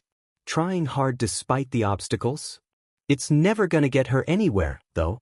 She'd make a great damsel, though. With that face and that rack. He made a sweeping gesture around his chest. The two boys were holding back laughter, knowing their blonde friend was on the verge of blowing a crater in the alley. To them, he always seemed to get unusually worked up about Midoriya. It was too easy. "The hell's wrong with you, Dash?" His friends were stiff, eyes wide like he had never seen them. He turned apprehensively to follow their stares. An invisibility cloak with a great quirk. If was that thing? Whatever it was, it lunged at him with alarming and unexpected speed. He couldn't get away. Before he could understand what was happening, it was on him, wrapping around him, suffocating him.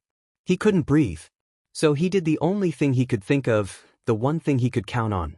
He used his quirk. After that, Katsuki's life was quickly narrowed down to three simple things: pain, fear, and desperation. He didn't know how long it went on like that.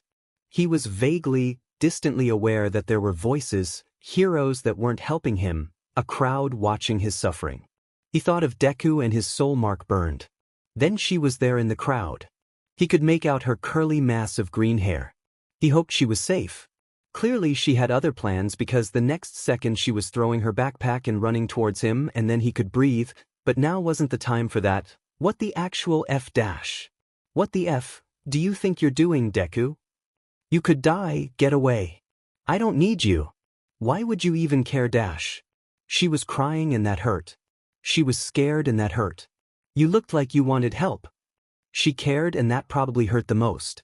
A moment later All Might himself was on the scene, easily defeating the thing that attacked him, that had tried and very nearly succeeded in killing him.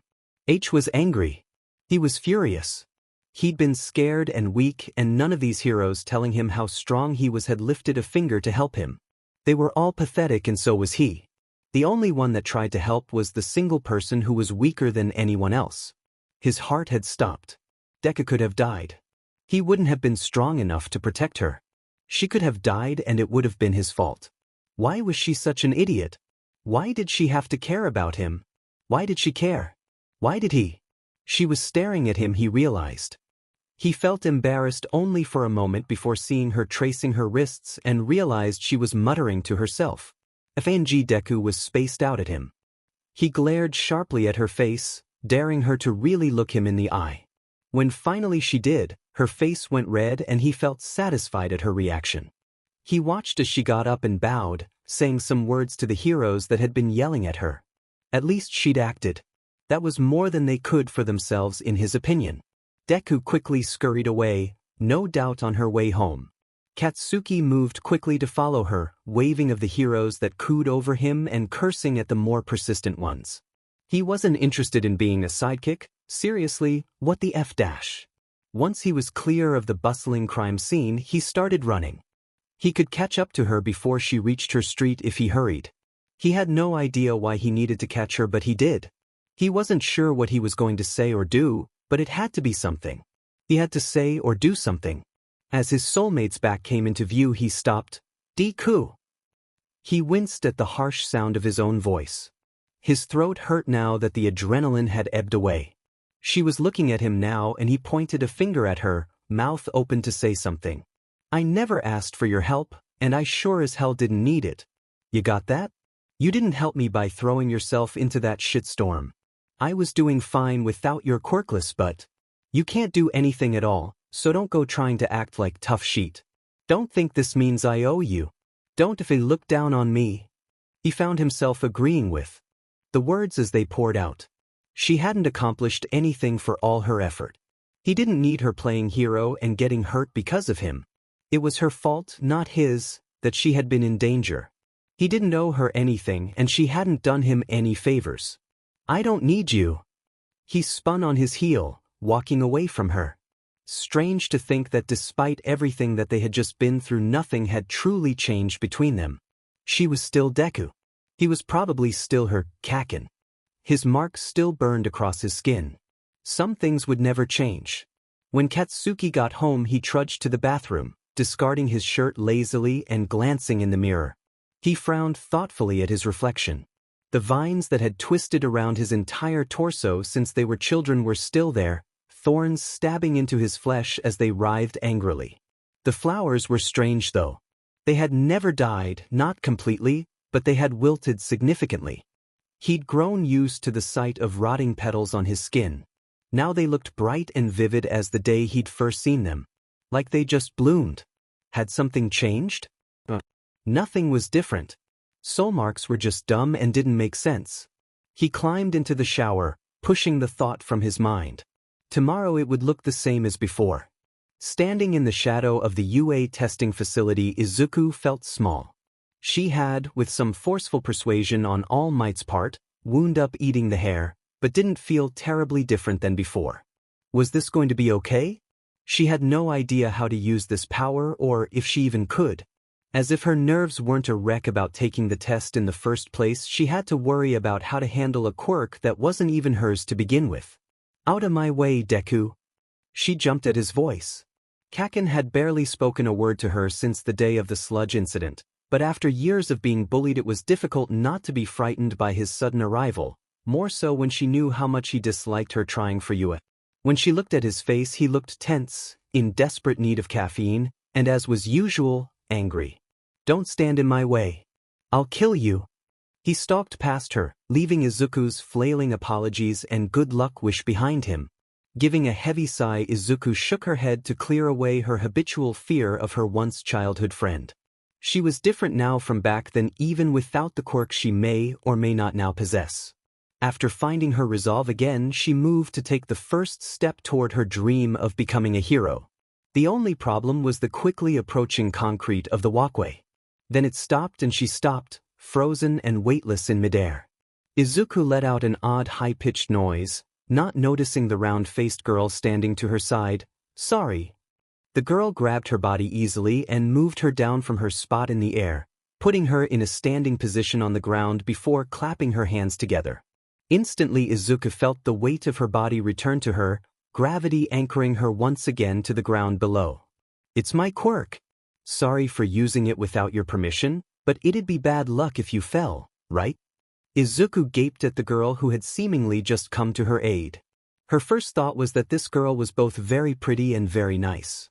She had brown hair cut at an angle that kept it short in the back and long in front, wide eyes not dissimilar to Izuku's, and bright pink cheeks.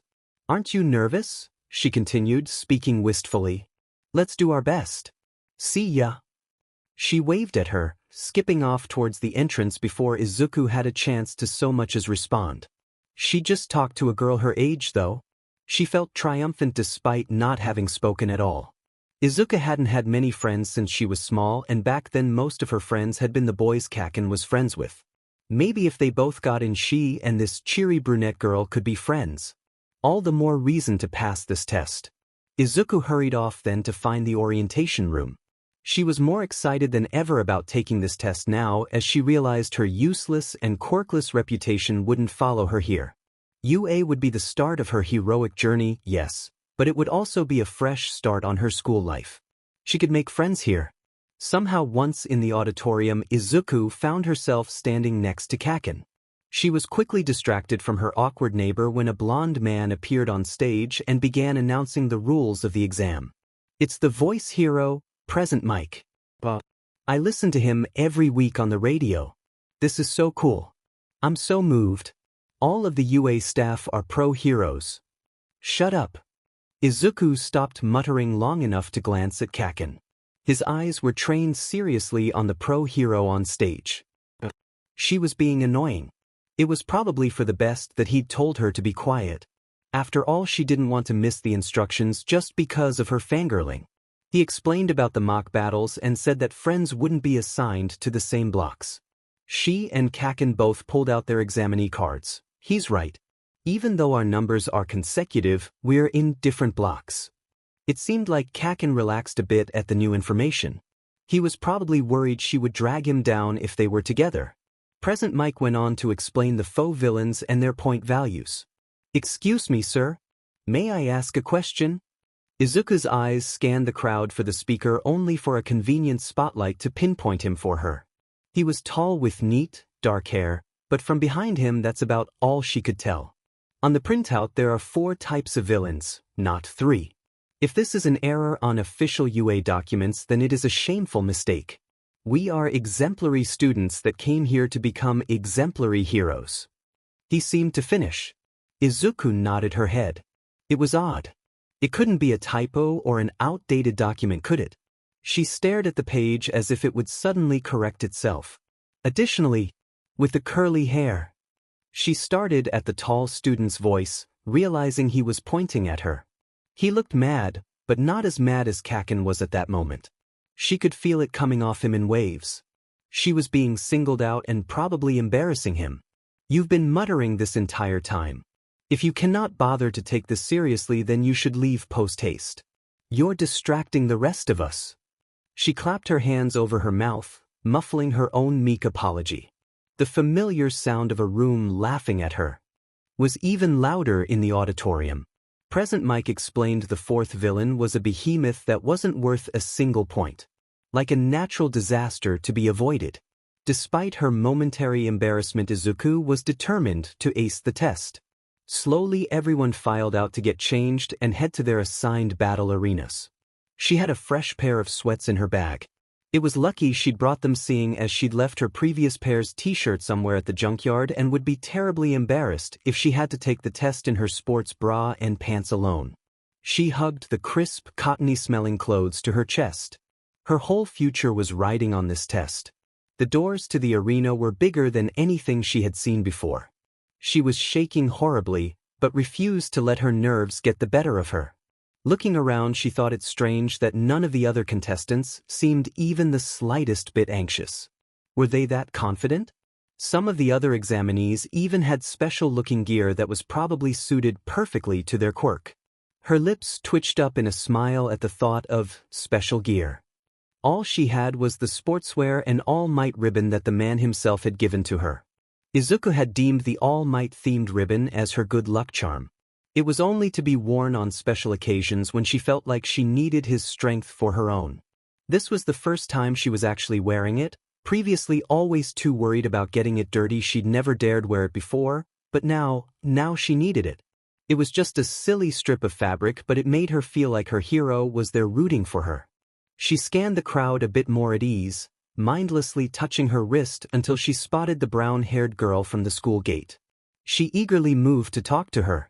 Izuku could say thank you and maybe they could talk about something and become friends. What did girls talk about? Izuku had always talked about heroes with Kaken, but did other girls like heroes as much as they did? Well, she was trying to get into UA, right? So she had to like heroes, right? Before making it very far, a heavy hand clapped down on her shoulder, and she turned. The grip was firm, but not meant to intimidate. Not like Kaken's. She froze, mildly panicked at the tall boy from the auditorium. What did he want? She'd stopped muttering after he'd said to, right? Was he still annoyed? He looked at the brunette Izuku had been heading for. She looks like she's trying to focus. What about you? Were you planning on distracting her and ruining her chance to succeed? Oh no. She hadn't thought of that.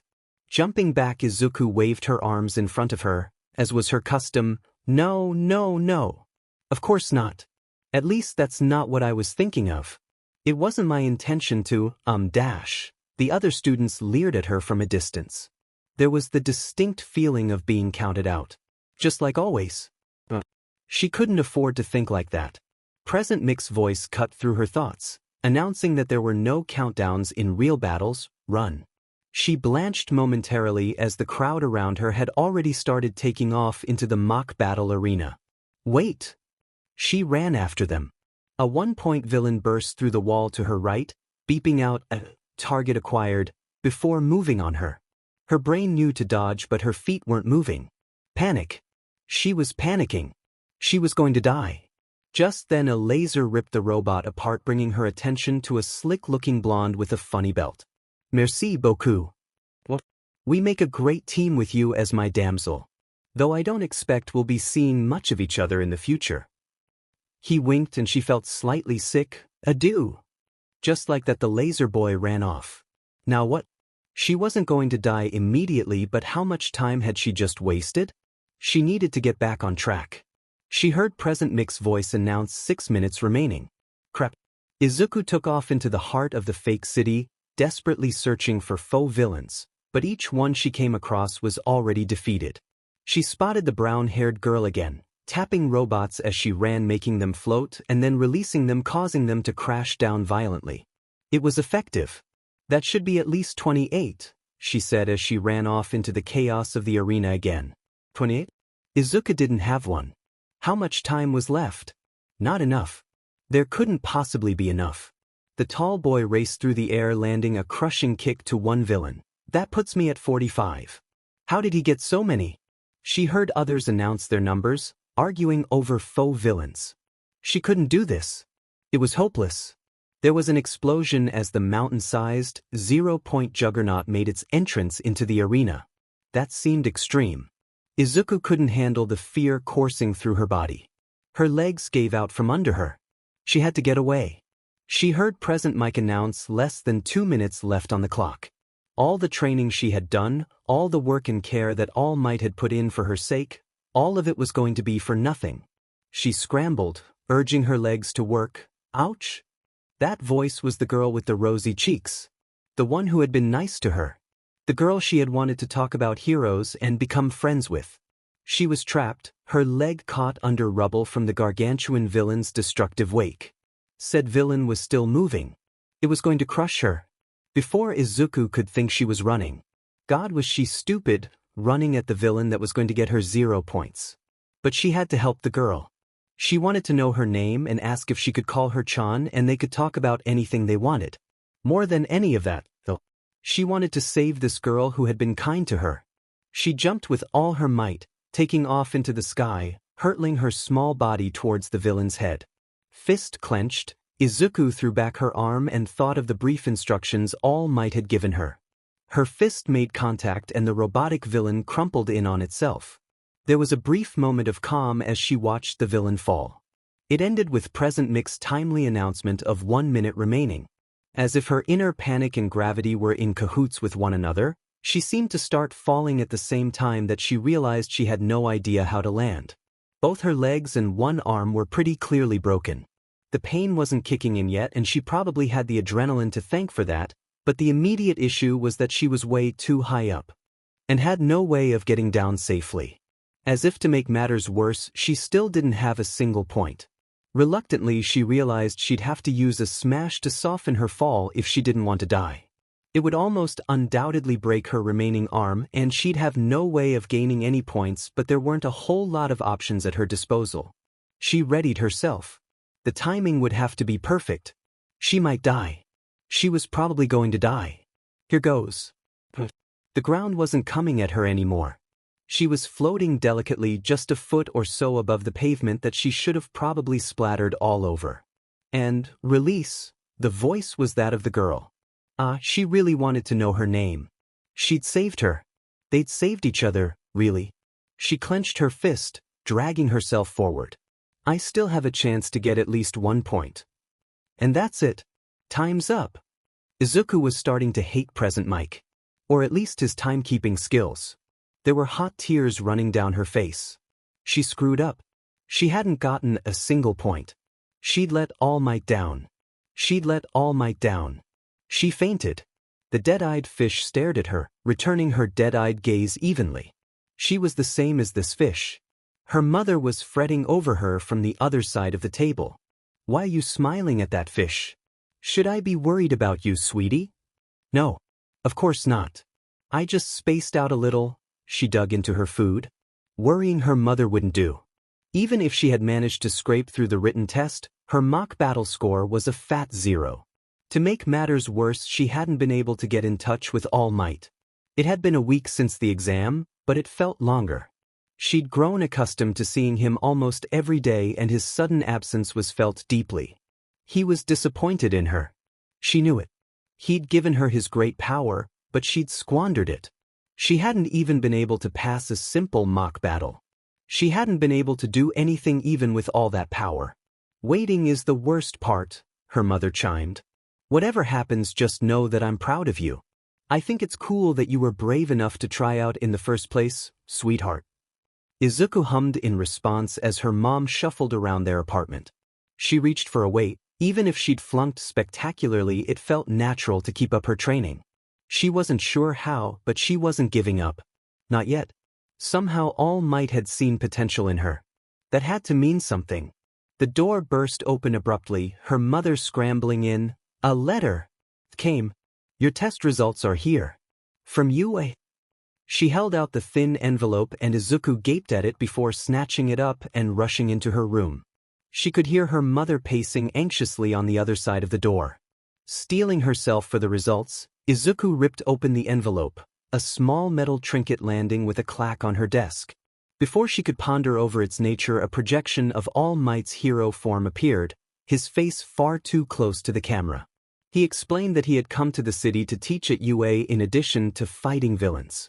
He went on to say that while she did pass the written test, she received 0 combat points in the practical exam. Her heart sank. She'd failed. Worse yet was that All Might would be at UA and she wouldn't. It felt wrong to think that the two would be apart. Her hands twisted in her sweater as tears welled up in her eyes. She knew she'd failed already, but it hurt more now that it was being confirmed by the man who'd given her the tools to pass. What a disappointment she must be.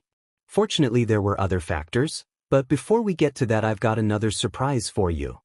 She looked up at the projection. Other factors? Surprise? What was he talking about?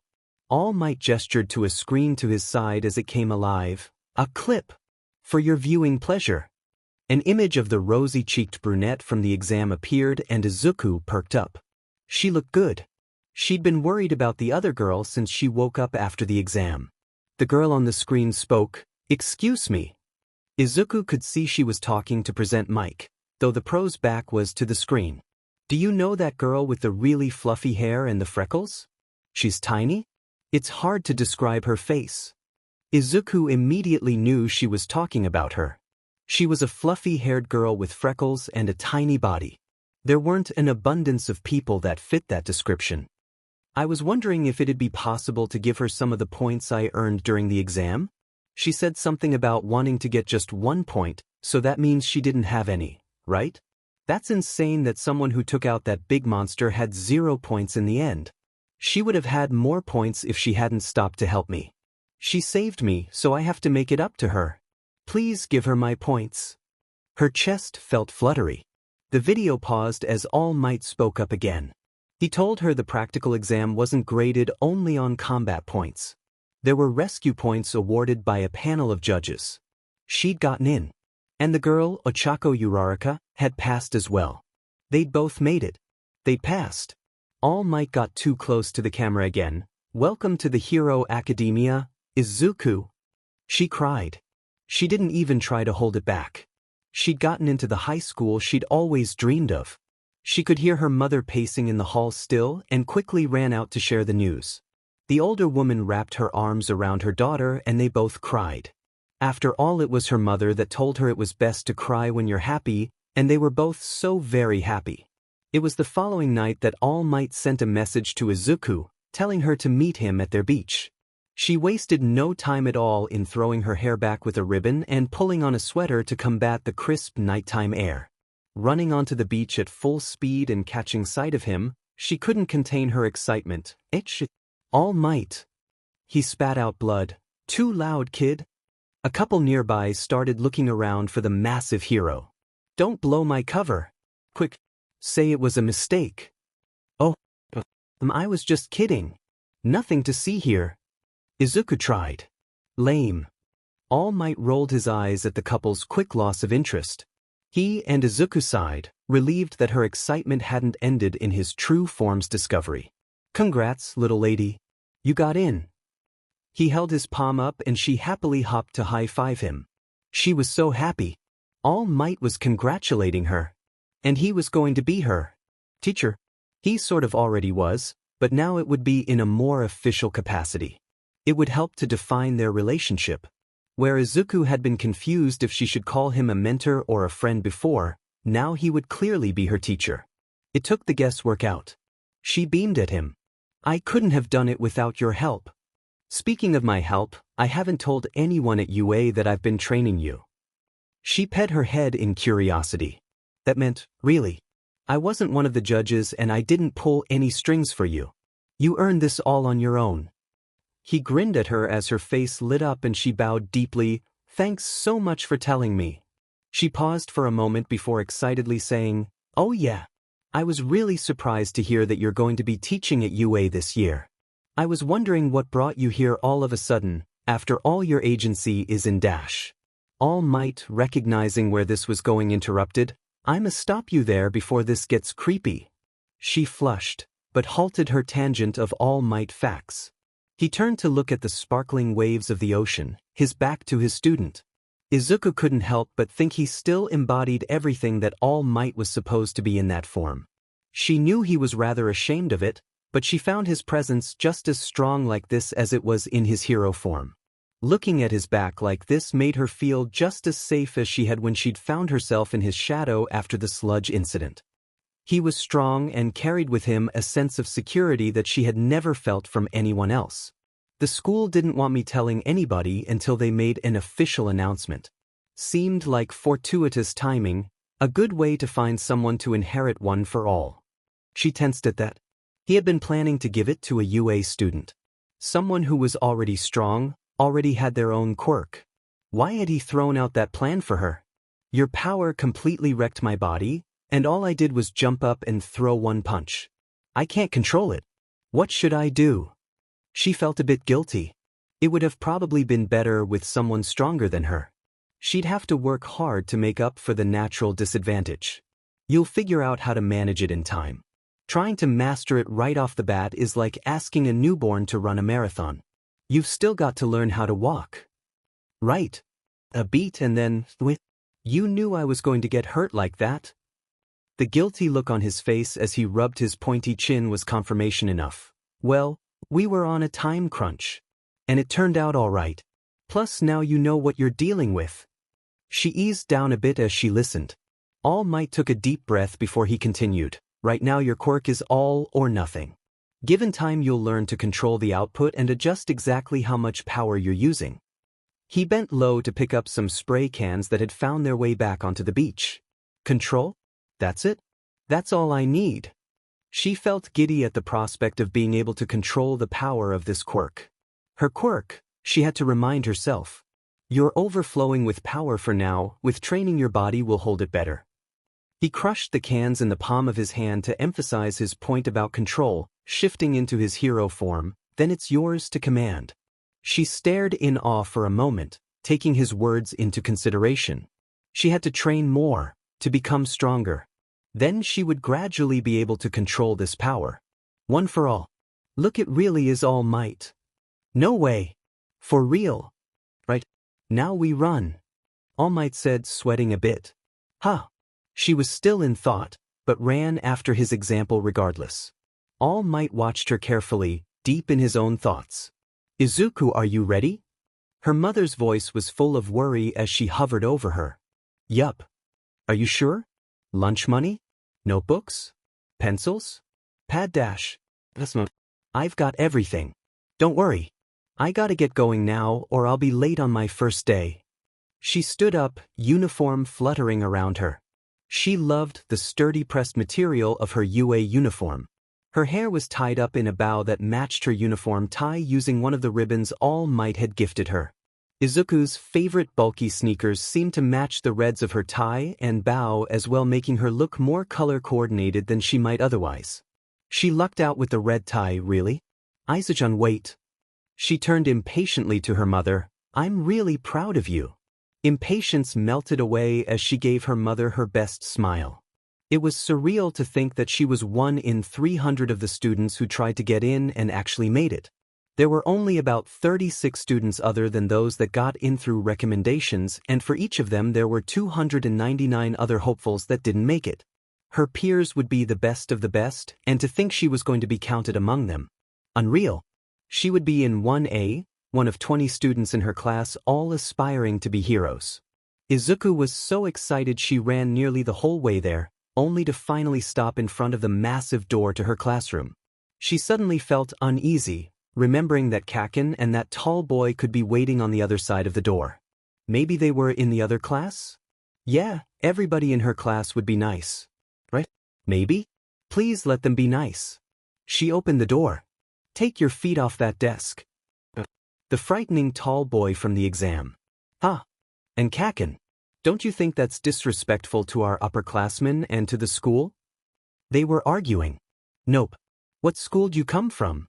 They shove a stick up your butt, or were you just born with it? Kaken, that's crude even by your standards. It was just her luck she'd be in class with both of them. And their already clashing personalities made her seriously contemplate turning right around and walking into 1B. Maybe if she just pretended that was where she belonged, no one would say anything.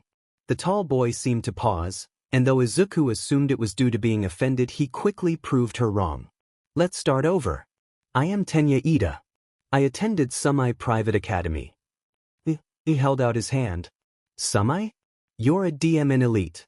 Bet you think you're better than me. I'm gonna have fun crushing you. Kaken, ever the antagonist, seemed to be ignoring the peace offering. Ida leaned back as if Kaken were little more than a very aggressive puppy. You would threaten your own classmate? Are you sure you're aiming to be a hero? Kaken turned away from the boy with a D. His movement bring her into his line of sight from her spot in the doorway. His face went from irritated to surprised? No, angry? She wasn't sure, his expression not one she was familiar with seeing on his face.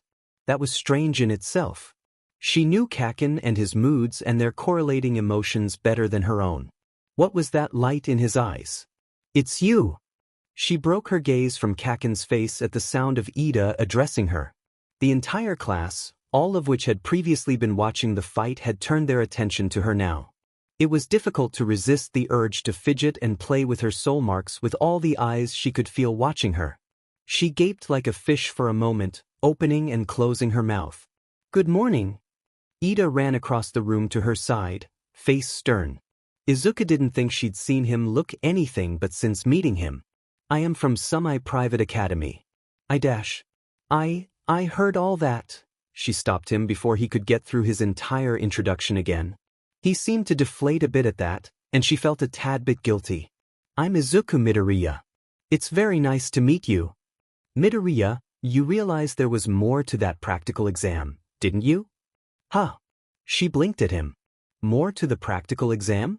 She hadn't realized anything at all during that exam other than how very little control she had over One for All. I had no idea. You must be impressively perceptive. I completely misjudged you. He shook his head in apparent disbelief, though what she couldn't say. I hate to admit it, but as a student you are clearly far superior to myself. Unlikely as she hadn't realized or perceived anything. Not to mention he seemed the studious type. He was surely the better student between the two. But, Curly Q, you did get in. Curly? She turned, wide green eyes meeting round brown eyes. The gravity girl. She looked so cute in the uniform. Izuku felt she herself didn't quite seem to fill it out considering her small build. Add in her now muscled body made her feel even less pretty. She used to look like a child, now she looked like a buff child. Not womanly at all. Ochako, though, was a bit taller than her with a healthy, full body. She was so pretty. And if they were in the same class, she really might be able to make friends with her. Ochako was punching the air enthusiastically, saying something about how cool she was in the practical, and Izuku felt herself blushing. Ochako grabbed her hands. No, do you think we could be friends? Yes. Her face was beet red, but this was so great. She made her first female friend. And she was cute and nice and pretty and had a cool quirk and wanted to be a hero and wanted to be her friend. She could die happy in this moment. Ochako excitedly jumped around, spinning Izuku as she went. Ida looked perplexed but amused at the two girls. Izuku found herself feeling bashful about the whole thing.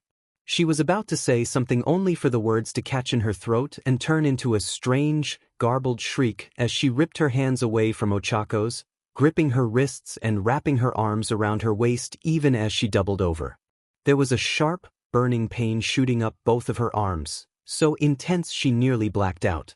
After several moments the pain started ebbing away and she blearily registered Ida and Ochako's concerned voices. Ida was right in front of her, kneeling near where she had fallen to the floor, his eyes wide and brows knit. He looked serious as usual, but there was something different about his face now, a sharpness to his features. Ochako was standing behind him. I'm sorry. I didn't mean to hurt you. Gosh, I was so excited, I didn't think I grabbed you that hard. I'm so sorry. No, I'm fine really. You didn't hurt me. That was true. The pain that was still intense enough to dull her senses had nothing to do with Ochako. It was what? She shook her head, but that hurt so she stopped. Trying to think, she replayed what happened in her head. Ochako had grabbed her hands. They started spinning around and she'd met Ida's eyes and felt embarrassed when he looked so entertained. She'd looked away, and she'd seen someone else. Izuku's head snapped up, eyes scanning the classroom. Most of her peers had lost interest in her little group after she'd confirmed she was all right. Then she saw him. She felt warmth crackle up her left arm as she looked at him. He wasn't looking at her. His gaze was turned away, only the right side of his face visible from where she stood. Clearly he wasn't interested in her. Everyone had seen her enter the classroom, so he either had different requirements for activating his mark or his mark wasn't for her. She smiled sadly. "There you are. I hope we can be friends at least." He had dual-colored hair and a handsome face that made her heart do funny things. She instantly wanted to know everything about him, but now wasn't the time for that. If there ever would be a time for that. Ida and Ochako had resumed talking normally and she chose to focus her attention on them, reluctantly tearing her eyes away from her soulmate, her right arm stinging as she did so. What did her marks look like now? She folded her arms behind her back as Ochako started talking about what their first day of school might consist of. She seemed pumped for the orientation ceremony especially. Izuku couldn't wait to show someone her marks. Her mother for sure. And All Might too. He'd probably be so happy for her. Though it did feel as if she was losing something she had shared with him. They'd both been without their soulmates, but now she'd found hers. She wondered if All Might ever meet his soulmate? Ochako's cheerful chatter was cut off by a deep, rough-sounding voice. "If you just came here to make friends, go do it somewhere else." Izuku jumped, staring at the giant worm with a human face that was lurking behind the group, laying in the hallway just outside of the doorway. Ochako turned around slowly as if in a horror movie before scrambling back to stand with Izuku and a frazzled Ida. "This is the hero course," said the worm, wiggling enough for a hand to wriggle out of the worm's body with a pouch of something. It SCD on it casually, quickly emptying the container. The three stood in horror. It was a monster. A weird worm monster with the face of an unkempt middle-aged man with greasy hair and a scraggly beard. Truly the stuff of nightmares. The worm stood up and unzipped its front, apparently just a very scruffy-looking homeless man. Still pretty frightening. "It took you 8 seconds to shut up." Is limited. More rational students would appreciate that. He was accusing them of wasting time? Their teacher wasn't even here yet. Why couldn't they relax and mingle until the teacher showed up? Izuku looked at him a bit quizzically. If he was here, he couldn't be some random guy no matter how worn out he looked. He had to be some kind of pro, right? Could he be their teacher? It made sense, but she couldn't put a name to the man. That wasn't right. Izuku knew all the pros' names and faces. "Who is this guy?" "I'm Shoyuda Aizawa, your teacher." Oh, he answered her question. She briefly spared a thought to the shocked response of her classmates behind her. "Let's cut to the chase. Put these on and meet me outside." He reached into his cocoon and pulled out the UA gym uniform. Izuku had a sinking feeling that Ochako wasn't going to get to enjoy the orientation ceremony after all. The changing room was a nightmare. A whole slew of chattering girls Izuku didn't know, some amiable, others rigid with seriousness or tension over the unknown situation awaiting them outside. Izuku was shy by nature, but was doubly embarrassed due to her toned muscles and garishly colored sports bra. She hadn't really worn normal bras in months, the sporty ones being so much more comfortable, and they were a gift from All Might. She was nervous enough, fretting over what awaited them out in the practice area and feeling decidedly not feminine enough by comparison. All of that added to her newly awakened marks meant she was awkwardly trying to change without actually undressing completely while facing a corner. She desperately did want to see her marks, but now wasn't the time. If one of the other girls saw, they'd ask who her soulmate was. She didn't even know his name or the sound of his voice yet. They'd want her to talk to him or confess or something. Izuku wasn't about to ruin her blank slate here by being the girl who confessed before the end of first PRD. Or worse, the girl with an unreciprocated soul mark. There was no way to know. Not yet. She'd probably have to ask him, but then he'd probably ask why she was interested and she'd have to show him her marks anyway. She didn't even know what they were yet. They might be embarrassing. She doubted they were flowers like her mother's mark. Now that she had calmed down, they didn't hurt, but she could feel them on her skin. It was surreal. If she didn't know better, she'd say she had her left forearm held snugly against a heater, a pleasant warmth spread evenly across and around her entire forearm. The right was just the opposite. She felt like she stuck her right into the fridge and was holding it there. While not unpleasant exactly, she felt chilly there and rubbed the skin through her uniform jacket in an attempt to warm it up to little success. Hot and cold, but what did that mean? Did it represent their destined relationship?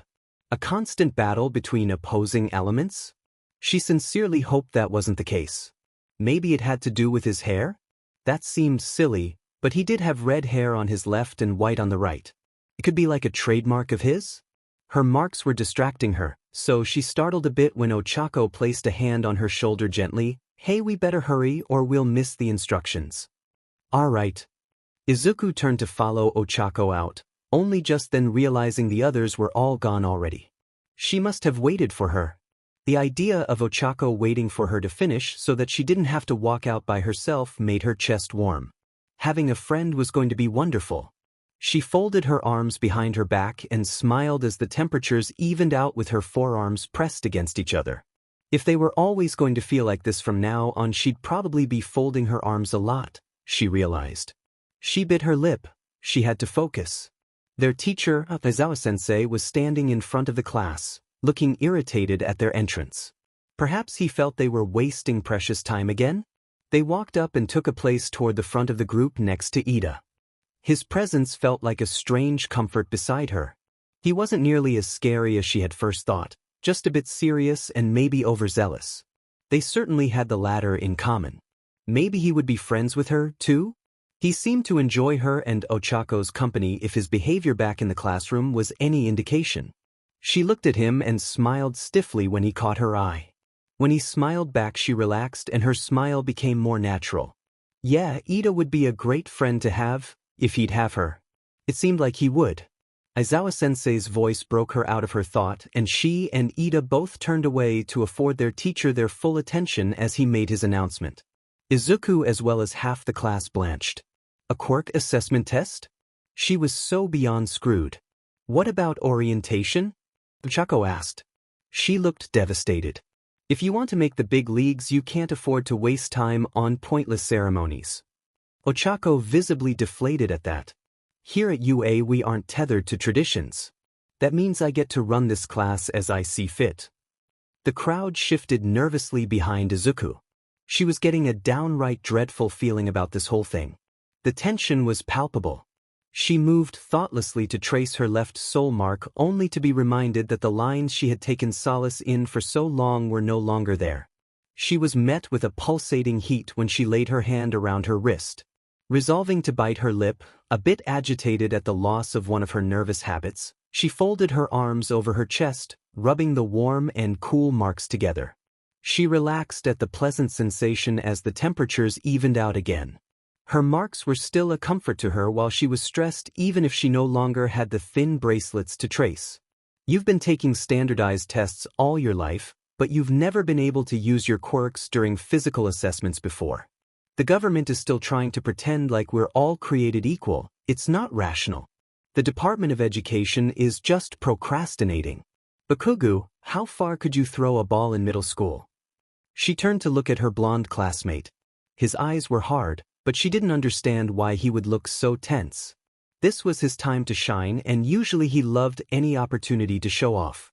67 meters. Kaken easily caught the ball their teacher lazily tossed him and strode out onto the field. Great. Now throw this. Do whatever you need to, just don't leave the circle. Give it all you got. His eyes lit up upon the instructions as he pulled his arm back and threw with all his considerable strength, now adding an explosion to give the ball added momentum. Die. Izuku resisted the urge to roll her eyes at his exclamation. It was so very like him.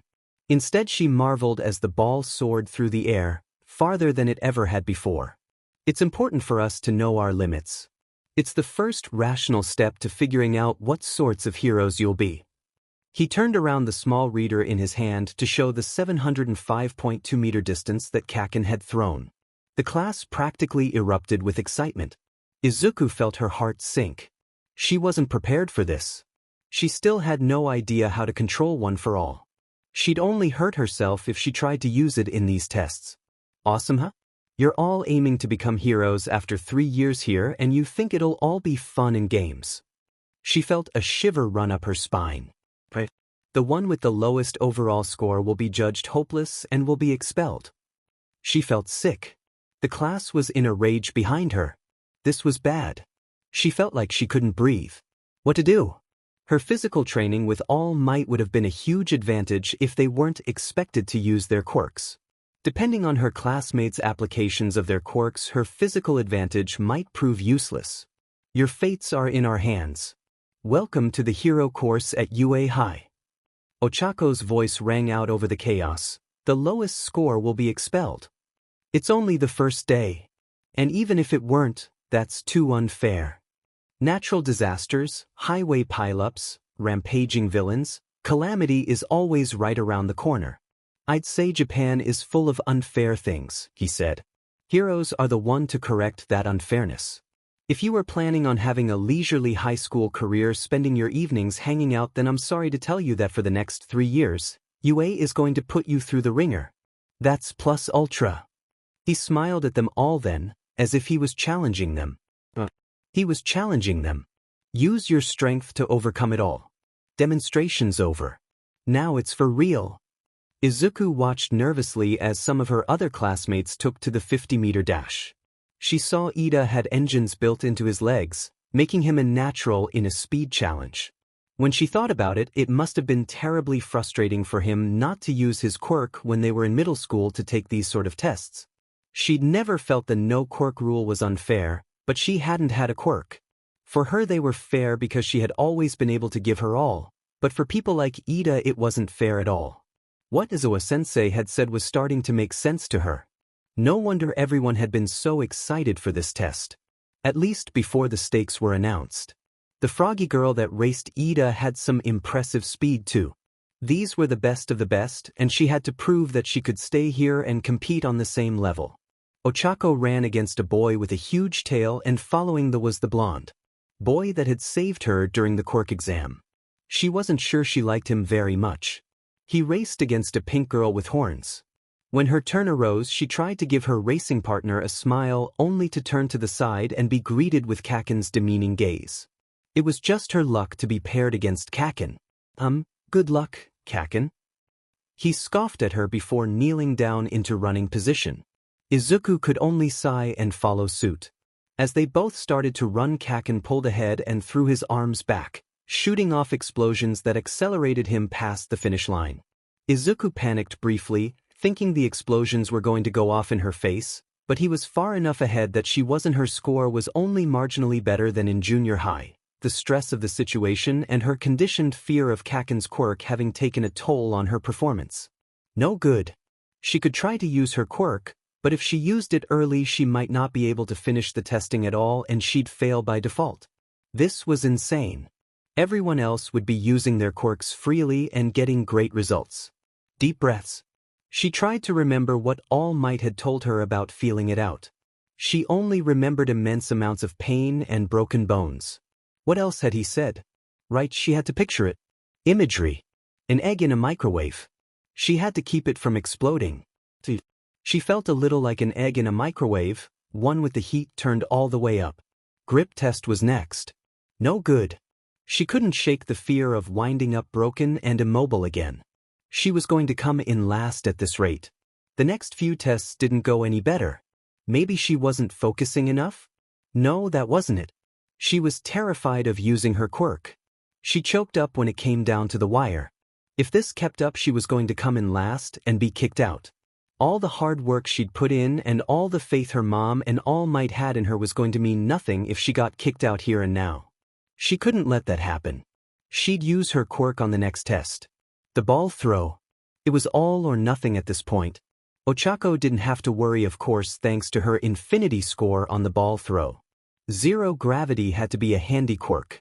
Izuku would have to take notes on it later. She walked out to the center of the field and prepared to throw. Distantly she could hear Ida and Kaken talking about her, but she didn't bother to listen. Whatever they were talking about wasn't going to mean a thing if she got the boot. She channeled one for all into her arm and threw the ball with all her might. It landed not at all far from where she stood and an electronic voice chirped out 36 meters. She was going to break that machine. It was seriously starting to grate her nerves with its sunny-sounding voice. What was going on? She knew she'd used her quirk. She had, but then why? Why didn't it work? There had been no power in her throw at all despite knowing that she had used her quirk. That and her arm was intact. No pain, no monster throw, no one spectacular score to push her stats up, no hero course at UA. She was going to get kicked out. It was over for her. What went wrong? She couldn't wrap her head around it. I erased your quirk. Izuku turned at the voice to see Aizawa-sensei, eyes gleaming red and his tangled bandages hovering around him like snakes. Erased her quirk? The judges for this exam were not rational enough. Someone like you should never have been allowed to enroll at this school. Her eyes trailed down to the yellow goggles dangling from his neck, revealed now that the bandages had decided to ignore the laws of gravity. Wait a minute, I know you. You're Eraserhead. You can nullify a person's quirk just by looking at them. Aizawa-sensei didn't seem to care for her revelation and continued. You're not ready. You don't have control over your quirk. Were you planning on breaking your bones again? Counting on somebody else to save you after your body's ruined? And no, she was caught off when one of the bandages struck out and wrapped itself around her torso, yanking her forward so that she was uncomfortable close to the man. She had nowhere to look but his eyes as he called her out. Regardless of what your intentions were, you would be nothing more than a liability in battle. You've got the same reckless passion as another overzealous hero I know. He saved over 1,000 people by himself and became a legend, but even with that drive, you're worthless if you can only throw a single punch before falling apart. Sorry, Midoriya, but with your power there's no way you can become a hero. Izuku felt something hot welling up in her stomach and realized as it bubbled up into her chest exactly what it was: pure, unadulterated rage. It was a hot, righteous sort of fury that was clawing its way up through her, and she didn't want to stop it from coming out.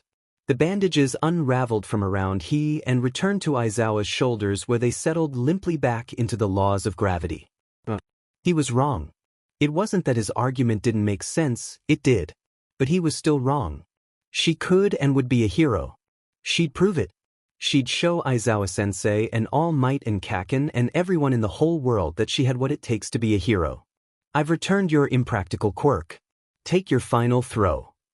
He walked away, leaving her standing where he'd dragged her, literally and metaphorically. She huffed and turned on her heel to walk back to the mount. She'd show him. She could do this. She wasn't some damsel in distress that needed to be saved. She was a hero. Or at least she was going to be a hero. She squared her shoulders and focused all her strength into her finger. The pain was bad. But not as bad as when it had been her whole arm. The ball shot forward and a little score of 705.3 appeared on the reader. That was further than Kaken. Pride swelled up in her chest. Aizawa-sensei, she called, balling her shattered finger into a fist. She forced a smile despite the pain. I can still move. This kid, he gave her a manic smile. She bit her lip in an effort to keep the pained tears at bay. She'd done it. Nice job, Curly.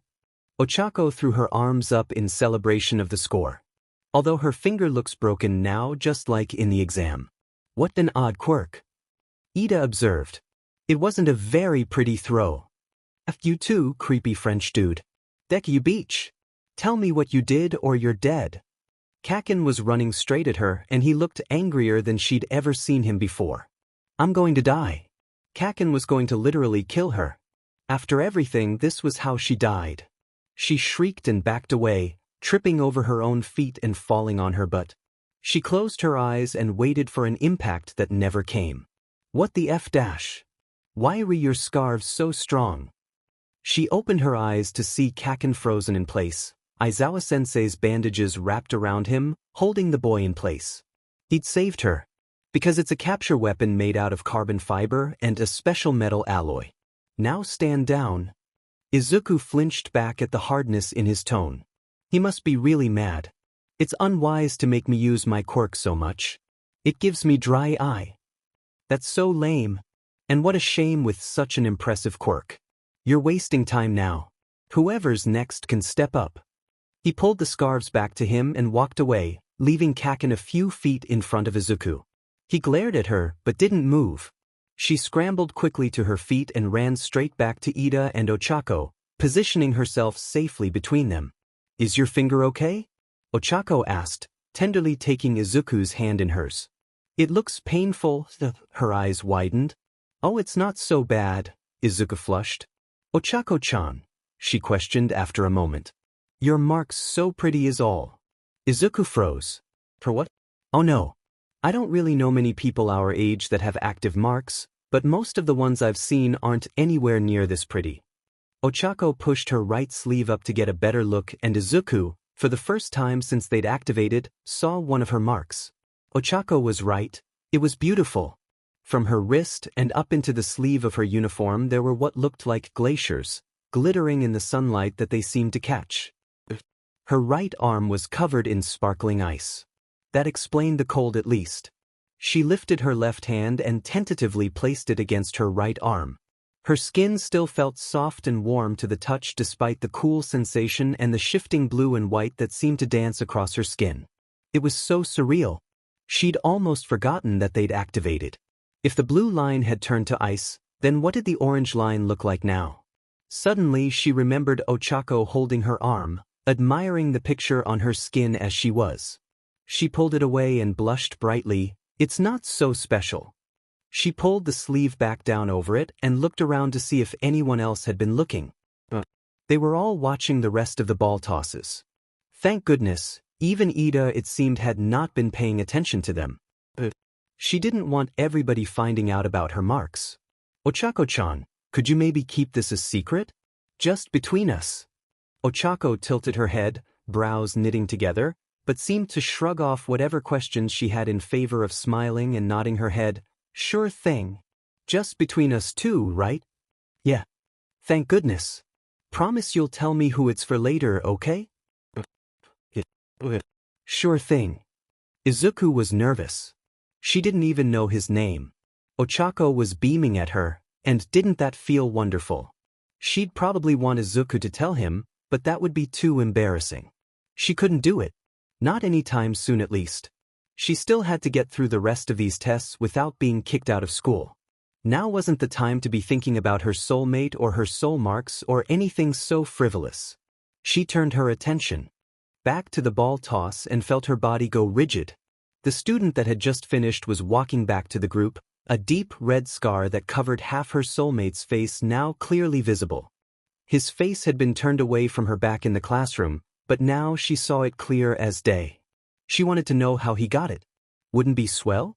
Waltz on up to him and say, "Hey, how'd you get that big ol' scar? By the way, I'm your soulmate." Ida must have caught her staring because he touched her shoulder and said, "That's Shudo Todoroki. He's one of Endeavor's children." Endeavor? The number 2 hero? Izuku might have said that more loudly than intended because now half the class was peering at her curiously. Her face went beet red and she felt like she could die. She really didn't need to stand out any more than she already had. That's when she caught his eyes. Beautiful mismatched eyes. Her breath caught in her throat and her heart skipped a beat. She looked down at her feet immediately. There was far too much going on around her and in her head, so she squeezed her eyes shut and tried to tune out the world. Ida's grip on her shoulder brought her back to reality. Soft and reassuring, she let him drag her back to the present, and she opened her eyes. The group was dispersing quickly and moving on to the next test. No one but Ida was paying her any attention now. What a relief that was. "We best get moving or we'll be left behind," he told her, nudging her forward. She smiled up at him. Ida was nice. He'd waited for her just like Ochako had in the locker room. She nodded and the two set off after the rest of the class. "Ida-kun, can we be friends?" He stopped behind her and she spun around to face him. Oh no. What if he had just been being polite before? Maybe he didn't like her at all. Maybe, aren't we already friends? Yeah. I was just making sure. 2 friends in one day, what luck. She scurried after the rest of the class with Ida jogging just behind her. She had to fight through the pain during each of the following tests, but she managed to not drop out, though she didn't dare to use her quirk again. By the end she ached everywhere and the throbbing pain in her finger had dulled but was still ever present. The whole class gathered loosely in front of their teacher, awaiting the dreaded results of the quirk assessment. "I've ranked you all from best to worst. You should have a pretty clear idea of your standing already."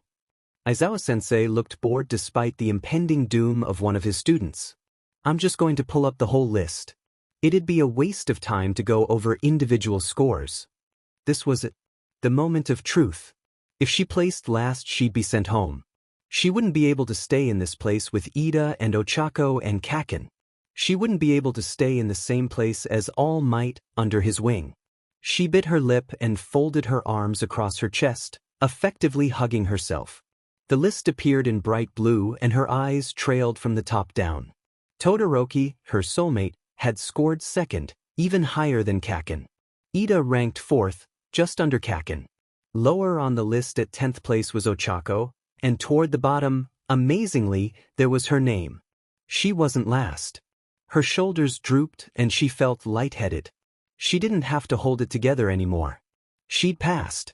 She let herself stumble backward, slouching against Ida's front. He quirked a brow at her but didn't object to the intrusion of his personal space. Ochako jumped up and down excitedly next to them. Also, I was lying. Nobody's going home. The class was silent. That was just a rational deception to make sure you gave your all on these tests. Wahahat. The whole class seemed to cry out in unison. Izuku felt deeply betrayed. All that stress, all that panic and fear he'd put her through. Rational her, but I'm surprised the rest of you didn't figure that out. Guess I should have said something. A tall girl with a black, spiked ponytail said. She was the one who ranked first, wasn't she? Tall, beautiful, smart, and clearly powerful. Izuku was jealous immediately. She wished she'd seen through it. Then she could have stayed calm and maybe done better on her tests. She shook her head. Hindsight was always 20. She let out a heavy sigh. Ultimately, it was a relief, though. Midoriya, Aizawa-sensei handed her a slip of paper. Take this to the nurse and have the old lady fix you up. She nodded dumbly at him as he walked away. Things are only going to get harder from here once your actual training begins. Be prepared. Izuku did as he told her to, going down to the nurse and having recovery girl patch up her finger. After that, she hurriedly changed back into her school uniform and went to head home. She needed a hot bath and a big dinner, and she needed to write down all the mental notes she'd made about her classmates' quirks and uses before she forgot, and she had to show her mother her marks, too. So much to do, and she was already so beat. A hand came down on her shoulder and she somewhat instinctively startled. Turning around to see it was just Ida was a huge relief. Ida-kun. Hey. She tried to give him her best smile despite the combination of high-strung nerves and total physical exhaustion. Hey, how's the broken finger doing?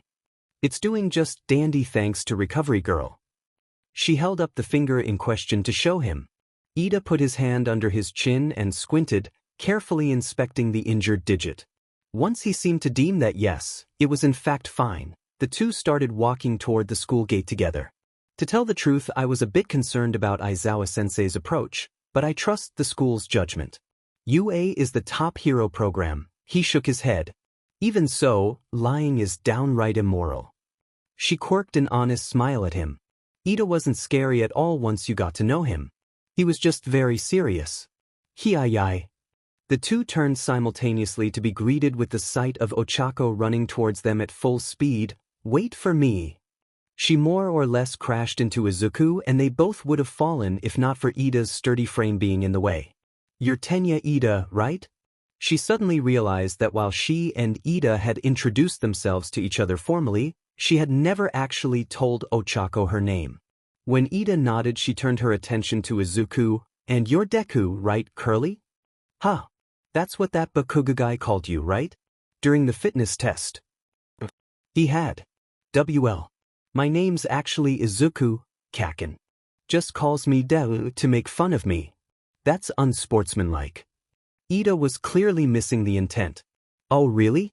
I didn't realize that. I'm sorry. Ochako apologized. Her smile returned quickly. I actually really like Deku, though. It sounds cute. And it kind of sounds like the Japanese word for, you can do it. Deku it is, she chirped, cheeks a rosy color. Ochako was her first friend that would be a girl. This was huge. Anything she wanted to call her was fine. Ida tried to argue. I thought it was an insult. Aren't you going along with this too easily? She shook her head animatedly and he seemed to relent. This was what it felt like to have friends, this light and easy fluttering feeling in her chest and this simple and fun interaction that she didn't have to overanalyze. She could get used to this. She'd love to get used to this. The three all walked to the station together from there, chatting nonchalantly as they went. High school was going to be hard, but at least this time she'd have friends by her side. By the time Izuku got home she had far too much to think about, but was immediately swallowed up in one of her mother's hugs. How was it? Did you make any friends? It's okay if you didn't, but you really should try. How was orientation? What about your teachers? Are they nice? And the kids? Oh, did you make any friends? Is Katsuki in your class? I hope not, but I suppose there's not much to do if he is. Don't let him push you around, sweetheart. Make some friends and I bet dash. Calm down. Yes, I made friends. We didn't get to go to orientation. My teacher is Eraserhead. He's kind of scary, but I think he's a nice person probably. Everyone seems nice, but we didn't really do much today other than test our quirks. Izuku explained, pulling her mother's arms off of her. Best not to tell her about Kaken's outburst. You made a friend? Is he nice? He must be, right? Izuku is very nice. I also made a girlfriend. Her name's Ochako-chan. Izuku excitedly told her. She'd never had female friends before, so it was understandable for her mother to assume her friend was a boy. She'd never been very good at talking to other girls and was more often than not bullied by them in junior high. Though she'd never particularly understood why. Being quirkless was one thing, but if she kept her head down, the boys didn't go out of their way to bother her. The girls were another story entirely. A girl? And a boy? Oh, Izuku. I'm so happy for you. Izuku and Ochako-chan, is it? Oh, you'll have to invite them both over sometime. Come here and tell me all about it. Her mother pulled her into their small kitchen and took Izuku's hands in her own, clasping them tightly. Tell me everything. Don't leave a thing out. Izuku smiled even as she gently pulled her hands from her mother's. Sorry, but I've got to write down all the notes from today before I forget. She sprinted into her room and shut the door. I'll tell you all about it later, she called. It hadn't been a lie by any means, but she needed to see for herself first. If her right forearm was decorated in ice and felt cold, then the heat on her left meant fire.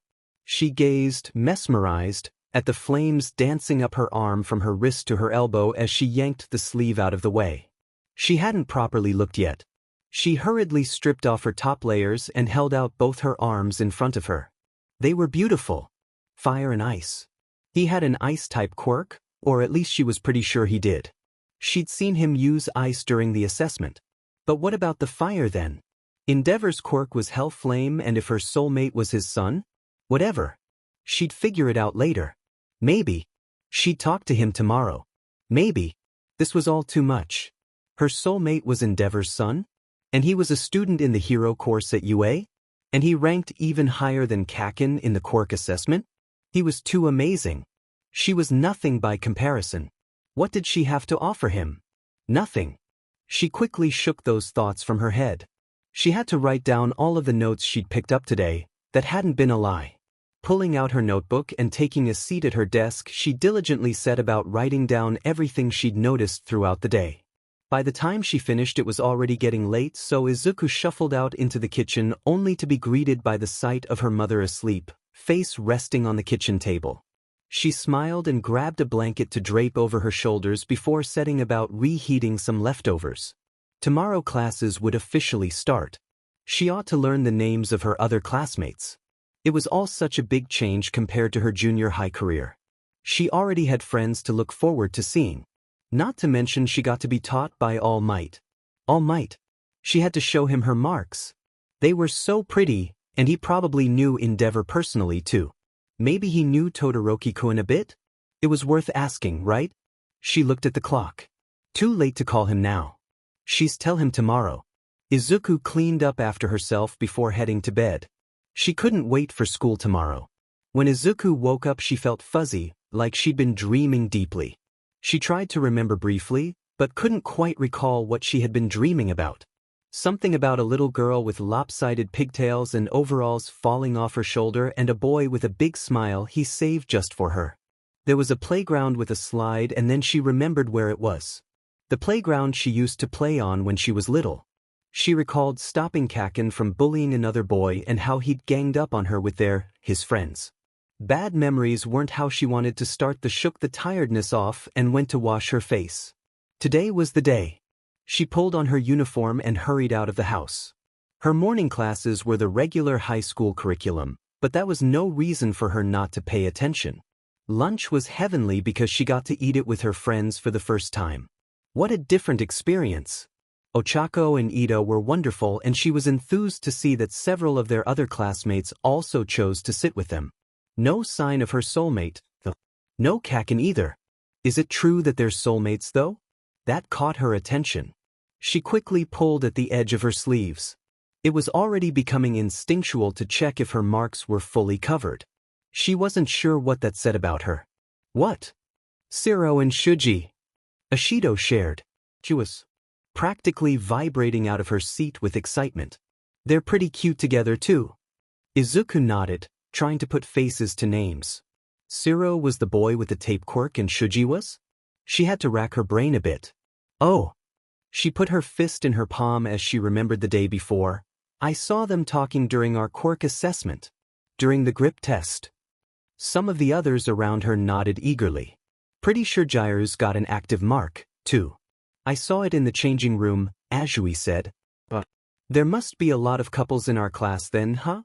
Ochako wondered aloud. Izuku tensed. The girl wouldn't accidentally out her secret here, would she?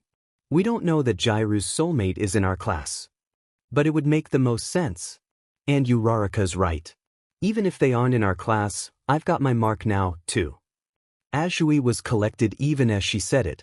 Izuku felt oddly jealous of how easy she made it look to share something like that with a group. What? Ashido shrieked, standing abruptly from her seat and nearly knocking over Ida's juice in the process. Who? Secret. Azui stuck out her long tongue at the pink girl as she sunk back into her seat. Lame. Ochako just giggled at Ashido's rejection. Honestly, isn't this all just hearsay? You'll only end up starting rumors if you all gossip like this without evidence. What will happen if something gets twisted up along the grapevine? You could tarnish Yue's reputation. Izuku couldn't help but to laugh a bit with the other girls at Ida's concern. Oh, police. It's not like we're saying anything mean about anybody. Ashido rolled her eyes and waved her hands as if she was physically brushing off his worries. Ida spluttered a bit, but didn't retort. What about you guys? Any active marks other than Azui here? Izuku froze solid. She didn't want to lie, not to her friends. And they were her friends. But she couldn't tell the truth. She was afraid. I don't have one. Izuku's head shot up as she stared wide-eyed at Ochako. The other were doing much the same. You mean Dash? I'm markless. Ochako smiled kindly then, but there was a sadness, too. The topic of soul marks was dropped then and there. No one wanted to pursue the subject after Ochako's revelation. Markless. Izuku felt sadness well up in her chest. It was exceptionally rare. To be born without another half, without a mark to prove you had someone, somewhere. Regardless of if your marks matched or not, most people at least had something. To be born without, did Ochako ever feel lonely? Izuku couldn't imagine her life without her marks. They'd been a source of comfort for her whenever she felt sad or alone. She almost felt guilty. Ochako had shared her own secret in favor of giving up Izuku's. Ida was the one to nudge her out of her thoughts again. Finish eating. We have basic hero training in the afternoon. She nodded and obeyed. Awkwardness aside, lunch was fun. Having friends was fun. The excitement in the air was palpable. All Might was their teacher today, and for most all her classmates this would be their first time meeting him. Izuku was excited too. Regardless of her close personal relationship with the man, she was just as excited as everyone else to have him as her teacher. I am. She recognized that booming voice and looked to the door to see him grab either side of the frame, coming in like a regular person. He really wasn't, but that did nothing to diminish the enthusiastic murmuring of her classmates. It's All Might. So cool. He really is a teacher. It's really him. That suit's from the Silver Age, right? He's a giant. Izuku smiled widely at his entrance. It was so very like him. Some part of her felt proud as she heard the odd whispers of her knew him. He was, well, she didn't know what he was, but he was something to her, and she was something to him. Even though he was this otherworldly, amazing person. She knew he liked chocolate ice cream and fruity teas, and he'd bought her ribbons to wear in her hair. She touched the orange tie in her curls and smiled even more brightly. Would he notice that she was wearing one of them? It felt giddy and surreal, having this big important thing with all might that was all their own. He briefly explained the class as everyone eagerly listened. Let's get right into it. This is what we'll do today. He spun around showing a pass that read battle in bold red letters, combat practice. Her heart dropped into her stomach. Kaken was excitedly repeating the words in front of her. Combat practice. Alarms were going off in her head, blaring like sirens in warning. This was bad. Damn it all might. He knew she couldn't control her powers. Although he was a teacher to the whole class, so it wouldn't be fair to everyone else to cater solely to her needs. Still, she was decidedly miffed. He could have at least warned her. Not that she would have been able to do anything about it. This train of thought was taking her in circles. And to go with that are these. He gestured wildly around as cases slid out of the wall to his side. Costumes based on your quirk registrations and the specifics you sent in earlier. The class burst into excited exclamations. Even Izuku was a bit excited. Her mother had made her a costume once she'd been enrolled. It wasn't anything fancy, but she was excited. She hadn't actually seen it yet. Her mother had said something about it being a surprise. She'd had one of those looks, like something was hilarious and only she knew what. Izuku was a bit worried, but her mom made it for her, so she was going to wear it with pride. It might be a bit embarrassing, but it couldn't be that bad. Her mom probably just wanted her to be more feminine or something, so it'd be a putrid shade of pink or maybe have a bunch of bows or something equally silly looking. She'd suffer for now and hope it wouldn't be too traumatizing. After you change, meet in ground beta. Sir, the class responded. The sun cast bright rays from where it hung in the sky, bathing the playground in a pleasant warmth. Cicadas and birds alike were chirping loudly.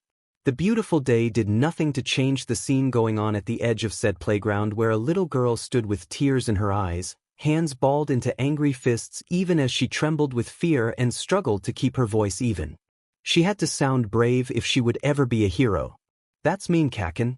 You made him cry. A round boy was cowering behind her as she faced his attackers on his behalf. Kaken was small. They were all only children after all. He stared blankly at her heroics, clearly unimpressed. If you keep hurting him, I see stop you myself. Pathetic. His lips quirked into a wicked smirk. You want to play at being a hero? He knew the boys behind him were activating their quirks, proud of their individualities and eager to show them off. Not that he was terribly different in that regard. His quirk was the strongest and the most impressive. That made him the best. He slammed his fist against his palm, activating a threatening blast of fire in the process. You think you stand a chance without a quirk, Deku? The question was rhetorical. They all knew she didn't. That didn't mean any of them would go easy on her. People were not created equal. Laying on the ground, beaten and bruised, it was a lesson Izuku learned well, but all the same refused to accept. Katsuki hadn't spoken to Deku since the Sludge incident. In fact, he'd been avoiding her altogether since then. He was generally trying to not think about his soulmate at all, and with every passing day, was proving less and less successful. The scourge of his existence herself was making it increasingly difficult to ignore her. It was the little things. Suddenly she was sitting up straighter, wearing her hair up in a myriad of colorful ties, working out discreetly during class, and scribbling away furiously in her notebooks. He knew they weren't class notes. They were always in that dumb, charred hero notebook of hers. The sight of crisp edges made him feel sick. Everything about her made him feel sick. Worst of all was the glimmer in her eyes that hadn't been there since they were children, dreaming of being hero partners. Together against the world. Why hadn't she given up after what happened? How was it that she seemed more determined than ever to be a hero? He couldn't wrap his head around it. The ordeal had made him feel powerless. It had made him realize he wasn't even strong enough to defend himself, let alone Deku. The whole thing had proven how little either of them could do in the face of even one real villain. So why and how did shitty, useless Deku seem to think that as powerless as she was, she could still be a hero? He couldn't fathom it. She was going to wind up hurt and broken, and it was infuriating that the thought of her like that bothered him as much as it did. Regardless, he refused to be shown up by her. If she wasn't giving up, he sure as hell wasn't either. If she was training all day, he'd train even harder. As if to make matters worse, his soul mark was still in full bloom. The vines that had brought constant pain for years had receded. They weren't gone, but they were smaller than ever before and additionally hidden under the multicolored foliage of Deku's flowers. What had changed? Why, all of a sudden, was his soul mark different when nothing between him and Deku had happened? The only difference was that he wasn't bullying her anymore, and thus their classmates largely seemed to stop as well, but the flowers had come back before then, the day of the Sludge incident. Like a switch had been flipped. Logically, he knew that whatever it was that his mark actually represented was what had changed, but he'd never known what they meant in the first place. He hadn't cared to know. He didn't want to know. So, much as he was trying and failing to ignore his soulmate herself, he tried, and largely failed, not to think about his mark. He'd been training like a man possessed. It was the only thing that could keep thoughts of her out of his head for more than a few minutes. Besides that, it was something productive to put his energy into. He was brimming with confidence. Today was the day. The day of the UA entrance exam. He was going to prove how much stronger he was now. He'd never be useless like he'd been back then ever again. He'd never let himself feel helpless ever again. Today was the day he started on his journey to being a hero. People were going to look back and say that he stood out from the start, from this day onward. He was so FING ready. Nothing could dampen his mood. Nothing but seeing obnoxiously familiar green curls in front of the testing facility. She'd FNG done it. Deku had actually signed up for and was taking the entrance exam. Did she have any clue how dangerous this thing was supposed to be? So much for being calm and cool, now he was just plain infuriated. If there was one word to describe how he thought of her, that would probably be it. Infuriating. Out of my way, Deku. She jumped, reflexively moving out of his way as he stormed past her. Don't stand in my way. I'll kill you. He could see her arms flailing out of the corner of his eye and heard her stammering out some sort of apology and wishing him luck. Dumbass. This was a competition. What kind of idiot wishes their competitors luck? Of course he knew Deku was that kind of idiot. He'd expect nothing less from her, really. There were murmurs and whispers on either side of him, too. Extras gossiping about if he was really the kid from the Sludge incident, how amazing he'd been. Katsuki wished everyone would stop being so impressed by that. He'd been a hostage, nothing more. Just another victim. He hadn't done anything to warrant praise or respect. Wait and see. He was going to blow them all away from here on out. He wasn't really sure how, but he'd managed to wind up next to Deku once he got into the auditorium. He was still racking his brain over how exactly this FNG happened when some blonde guy showed up on stage and started talking. Deku was mumbling about present mic and the radio. Shut up. Her voice was grating and he really didn't need to hear it on top of present mic. Present mic was supposed to be a pretty good pro, but Katsuki wasn't terribly impressed by his work. He was no all might. Present mic went about explaining the practical exam. You'll head to the assigned battle areas. Katsuki suddenly felt a lump in his throat. He looked down at his registration card before glancing to his side at Deku as she looked at her own. He's right. Even though our numbers are consecutive, we're in different blocks. He suddenly felt his shoulders relax despite not having noticed he'd tensed up in the first place. He'd never even considered that they might have to face each other in the entrance exam. Suddenly realizing they didn't have to after all was oddly relieving as much as it was somewhat disappointing. The prospect of not having to directly compete with her wasn't something he knew if he liked or disliked, but the thought of her in a battle, even a mock battle, was unnerving. She'd be a distraction if she were anywhere near him. Deku would only be a hindrance to his shining success. Yes, that was it. He was glad they weren't in the same block because she would get in his way. The only downside was that he wouldn't be able to watch her fail. Even with that thought, though, his gut twisted. He wouldn't be there when she was in danger. The thought didn't sit well with him, but he brushed it aside. It didn't matter what happened to his soulmate. He didn't need her to be a hero. "Excuse me, sir. May I ask a question?" Katsuki's eyes darted over to where a spotlight appeared over some tall, blocky-looking kid as he spoke. On the printout there are 4 types of villains, not 3. If this is an error on official UA documents, then it is a shameful mistake. What a prick. The blocky kid kept rambling for a bit before turning around suddenly and pointing right at him. With the curly hair. He was pointing at Deku. She jumped slightly beside him, looking anxious and confused. Somehow Katsuki was mad. No, he was furious. The F, did this square think he was? Picking on Deku like that? He was the only one allowed to do that. No, wait, that wasn't right either. Whatever. He was said, but rectangles didn't seem to notice the daggers being glared into him as he continued, "You've been muttering this entire time. If you cannot bother to take this seriously, then you should leave post-haste. You're distracting the rest of us." He saw Deku clap her hands over her mouth, cheeks turning pink as the auditorium broke out in laughter.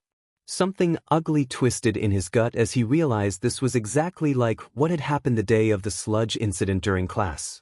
Izuku had been called out by him for wanting to be a hero. He'd accused her of not taking it seriously, and everyone had laughed. This revelation only served to make him angrier. A bitter reminder of what he'd done to her.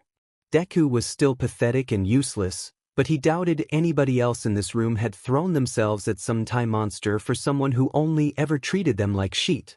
This wasn't a joke to her. He ground his teeth as he turned away. Being near Deku only ever served to get him riled up. He didn't need to be wasting energy on getting mad for her, especially not when she wasn't even willing to stand up for herself anyway. He had to ace this test. He was aiming for first place, and he was determined to get it. He turned and left the auditorium along with the rest of the shuffling crowd, leaving Deku behind somewhere in the masses of other UA hopefuls. That's all she was. A hopeful who wouldn't get in. He had to leave her behind. Katsuki was wrong. He was going to kill her for proving him wrong. Deku had gotten accepted into UA. He hadn't FANG clue how, but she'd done it. Part of him, some very small part of him that he would continue to willfully ignore, was impressed beyond belief that quirkless Deku had managed to compete on the same level of hundreds of other kids with powerful quirks and beat them back to stand at the top among the best of the best. She really was competing on the same level as him. Since he was ignoring how impressed he was by this though, Katsuki chose to be sad about it instead. Sad and confused. Yes, that was better than being impressed. After all, he was used to being angry and perplexed by the curly-haired menace. Being impressed by her was new, like the flowers stretching further across his skin than they had even when they were children. He didn't like new. He'd take the familiar hatred and annoyance. So he told himself. His parents had insisted on celebrating his acceptance ever since he got the news, but he had no interest in some dumbass party his parents put together to get drunk with their friends and brag about their precious son. He'd rather GG on a spoon. Although he needed a distraction rather desperately. Something, anything at this point, to keep his mind off Deku. He hated that he couldn't get her out of his head lately. With any luck she wouldn't be in his class at least. Instead of subjecting himself to his parents' celebratory bullshit, Katsuki decided to take a walk. Try to clear his head. The walk turned into a jog not long after he left the house. Just as well, he had to keep up his training. Getting accepted was just the first step, and he was going to have to keep getting stronger from here on out. Someday he was going to be even better than All Might, and that wasn't about to happen without some hard work on his part. Katsuki knew he was a prodigy. He wasn't dumb enough to think that natural talent alone would keep him ahead of his peers. At least not anymore. That Demed Sludge BSTRD had cleared up any misconceptions about that. Katsuki glanced around to see where his run had brought him and let out a sigh at the sight. It was the boardwalk. The beach, that had for as long as he could remember, been covered in literal mountains of junk, was clear. the waves rolling up on the beach accompanied by the soft pastels that streaked across the sky in the late hours of the day made a picturesque image. He heard some seagulls squawk as they circled around and took a deep breath, tasting the salt in the air. Whoever'd cleaned up the shitshow of a beach had done a great job. It was beautiful and serene. Maybe he'd come out here more often in the future. He could probably adjust the route he took for his morning run to take him past this spot. He might be able to catch the sunrise if he did that. It could be nice. Katsuki closed his eyes and muttered a quick thank you to whoever cleaned up the beach before spinning on his heel and starting the run back toward his house. His mom was probably already a few glasses deep, which meant he wouldn't have to deal with her cooing and pinching his cheeks in front of her friends as she had a habit of doing. She really was so annoying sometimes. By the time the first day of school rolled around, Katsuki was itching to start. He felt a bit like his first day of school when he'd been little, eager to meet people and compare quirks. Naturally, he knew his would be the best as it always was, but still, maybe at UA his peers wouldn't be quite as pathetic as before. He woke up early, scrubbed his teeth clean, and pulled on the UA uniform. The gray blazer and pants were lame, but he looked fine anyway. There was a tie that he didn't even bother with, and then he yanked his shoes on and headed out the door as his mother came bustling out to try and kiss him and say something stupid. She misses out on the kiss but still managed to shout after him, "Don't F up. These kids don't know what an asshat you are, so try to put in an effort towards making some friends for once." Katsuki rolled his eyes. Who cared if he made friends or not? They were all going to be his rivals, and he was wholeheartedly ready to grind each and every one of them to dust under his heel. By the time he reached UA, he was still a tad on the earlier side, but whatever. He could scope out the competition. He leisurely made his way to the gigantic entrance to Class 1A while observing the huddles of students moving around him and through the halls. A few noticed him and murmured about him being the kid from the Sludge incident to their friends. After the third time that happened, he was too set off to pay attention to anyone else, so just stormed the rest of the way to his classroom, angrily throwing the door open and taking a seat far away near a window. The handful of students already there spared him no more than a glance before returning to either their inane chatter or sitting there quietly. Gratefully, none seemed to make any connection between him and the incident, or if they did, none made to comment on it. After sitting there and letting some of his frustrations simmer down, he looked to his peers. Only one or two more had walked in since his own arrival, and they were only half the class now at most. The rest would probably show up in the next 10 minutes or so. As class was meant to start in just under, there weren't many that stood out, just a spiky-haired redhead and a girl with an unnaturally large ponytail. And that guy. He didn't recognize him or the ponytailed chick during the entrance exam, though he had seen the redhead. The boy that caught his attention was difficult not to notice, if only due to his dual-colored hair. One half was a crisp, snowy white while the other was a vivid red. His eyes, much like his hair, were mismatched, and most noticeable of all was the blotchy red scar that covered half his face. The scar itself nearly matched his hair in shade and only made his blue eye stand out that much more among the sea of bloody red scar tissue. If this boy had been at the exam, Katsuki is sure he would have seen him. That meant he was some FING elite. He'd gotten in on recommendation then. There were supposed to be 2 kids that got in that way per class. He immediately hated him. What was so special about this half and half BSRD? Katsuki placed him on the top of his list of people to crush. He propped his feet up onto his desk as he hung his head back, thinking, what if Deku was in his class? Would he crush her along with the rest? It wouldn't be difficult. He could probably just sit back and watch her fail miserably all on her own. Did he want to see her fail? Please remove your feet from that desk immediately. Katsuki cracked one of his eyes open to glare at the source of the demanding tone. It was the blocky glasses D that yelled at Deku in the auditorium. He ground his teeth. This guy was on his list too. Don't feel like it? Rectangle's mouth hung open like a gaping fish. Was it really so hard to believe someone would know to him? Katsuki smirked inwardly. Rectangles tried again, more aggressively. Take your feet off that desk. Ha! Rectangle's face was turning all sorts of interesting colors. Don't you think that's disrespectful to our upperclassmen and to the school? Well, that was just stupid. How was his kicking back while waiting for their teacher to show the F up disrespectful? Nope. Then something clicked. What school'd you come from? They shove a stick up your butt, or were you just born with it? Katsuki could feel the eyes of everyone in the room on the two of them by now. It was probably just about the whole class at this point. The teacher would be showing up in a few minutes, but he didn't care. This guy was pissing him off. Acting all high and mighty, he'd been the same back in the auditorium, jumping to conclusions about UA and about Deku. Rectangles seemed to pause and took a moment to look at him as if he were measuring him up. Let's start over. I'm Tenya Ida. He stuck out his hand to shake and Katsuki peered at it suspiciously. Introductions aside, he didn't like this guy. Didn't like the way he looked or talked or walked or felt. I attended semi-private academy Semi. There was. The reason this prat thought he was so much better than him and Deku. You're a DMN elite. Bet you think you're better than me. I'm gonna have fun crushing you. You would threaten your own classmate? Are you sure you're aiming to be a hero? Katsuki scoffed at him and turned away. Turned right into big, blinking green eyes. His eyes widened at the sight of her. Deku's hair was tied up neatly with one of her stupid ribbons. It was a bright red, matching her sloppily done tie and those bulky red sneakers she always insisted on. The blazer wrapped neatly around her small body and the uniform skirt hung just so.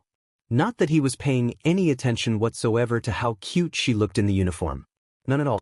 All the same, his heart stuttered in his chest at the sight of her. She was looking at them, him and Rectangles, looking somewhere between exasperated and terrified. This bastard had yelled at her earlier, so she was probably scared of him. It's you. His head snapped to the side at Rectangle's voice. Deku seemed frozen to the spot by the door, gaping like a fish. Good morning. Rectangle started towards her and Katsuki felt his legs twitch, ready to chase after him, but he stayed put instead. I am from semi-private academy. I heard all that. I'm Izuku Midoriya. It's very nice to meet you.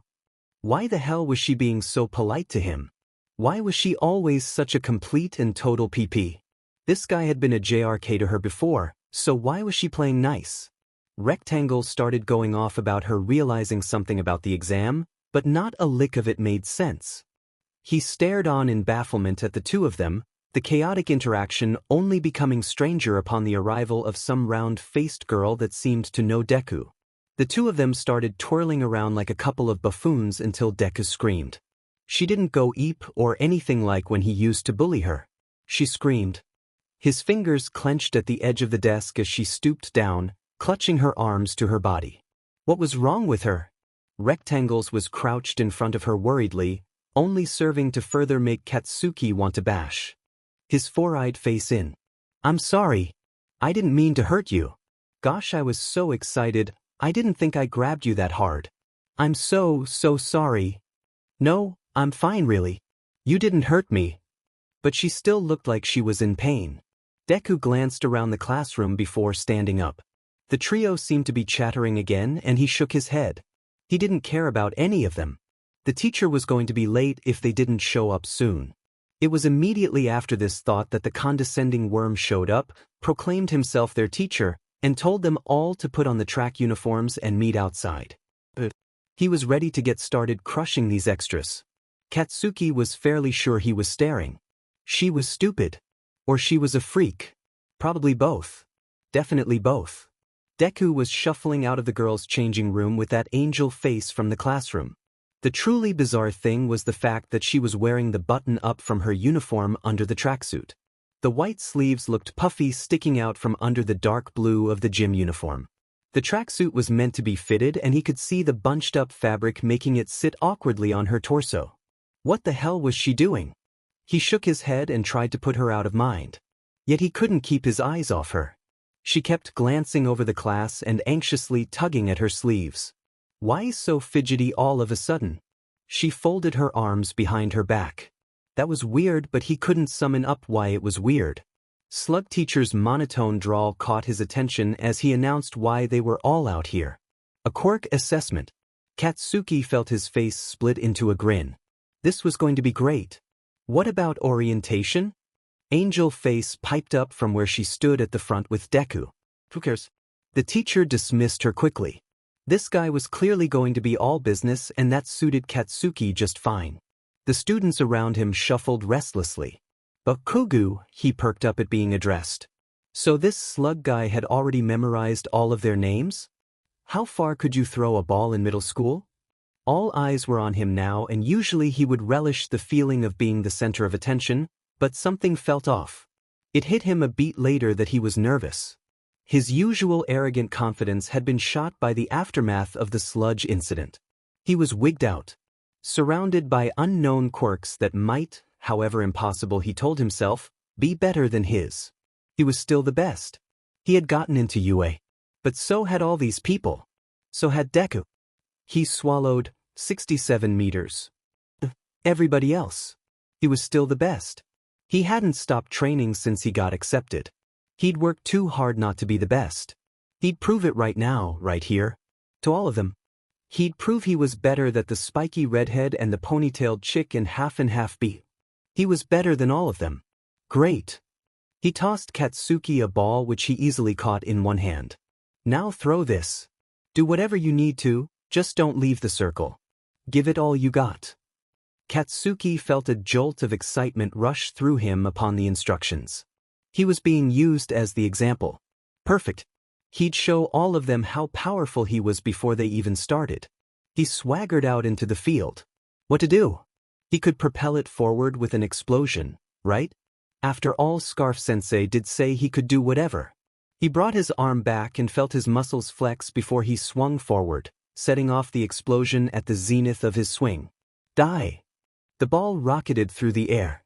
Scarf-sensei said something about knowing their limits, but all he cared about was the little number on the reader. 705. He huffed and walked back to the crowd as they all buzzed with exhilaration. He was grinning to himself. That number was huge. Unreal. He could probably do even better with some practice. It had never occurred to him to use his quirk like that. Really, though, his quirk could be real versatile. These tests would be easy. He could probably get the best score on every test. He spotted Deku and realized she wasn't smiling like everyone else. Of course. She didn't have a quirk. It had never mattered for physical tests before because of the restrictions on quirk use. But she was at a huge disadvantage. He wanted to feel giddy. He'd get to watch her come in last on every single test. She'd humiliate herself and everyone would laugh just like they always did. He should be happy about it. She didn't belong here with him. Maybe she'd drop out. The idea didn't bring him joy though. She wouldn't. Deku was stubborn if nothing else. She wouldn't give up over embarrassment. She'd been through plenty of it before but was still here. Still dreaming. Awesome, huh?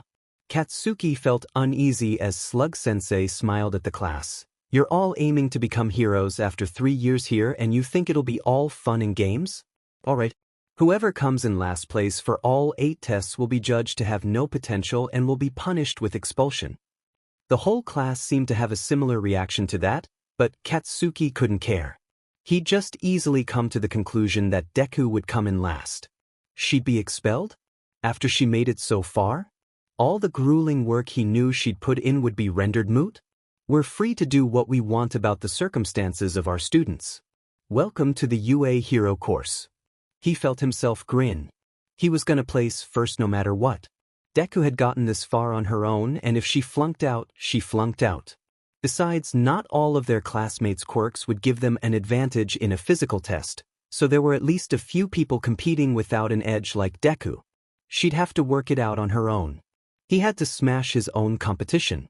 Angel Face seemed to think it was unfair, but Scarf-sensei shut that down real quick. Katsuki would just focus on his own goal. That was his approach to the first test. So of course he would get partnered with the most distracting person possible. No helping it.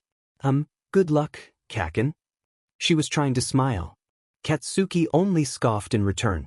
Of course she was wishing him luck. That was just so like her. Idiot. This was a contest. Though she did look decidedly frazzled, so she probably realized the stakes, at least. He made sure he was a solid distance ahead of her before he set off his quirk. Not throwing an explosion in her face during the test was probably the least he could do. Once they were past the first test, Katsuki was able to turn his attention to his own potential threats within the class. Red, Ponytail, and Half and Half were the ones he was looking out for.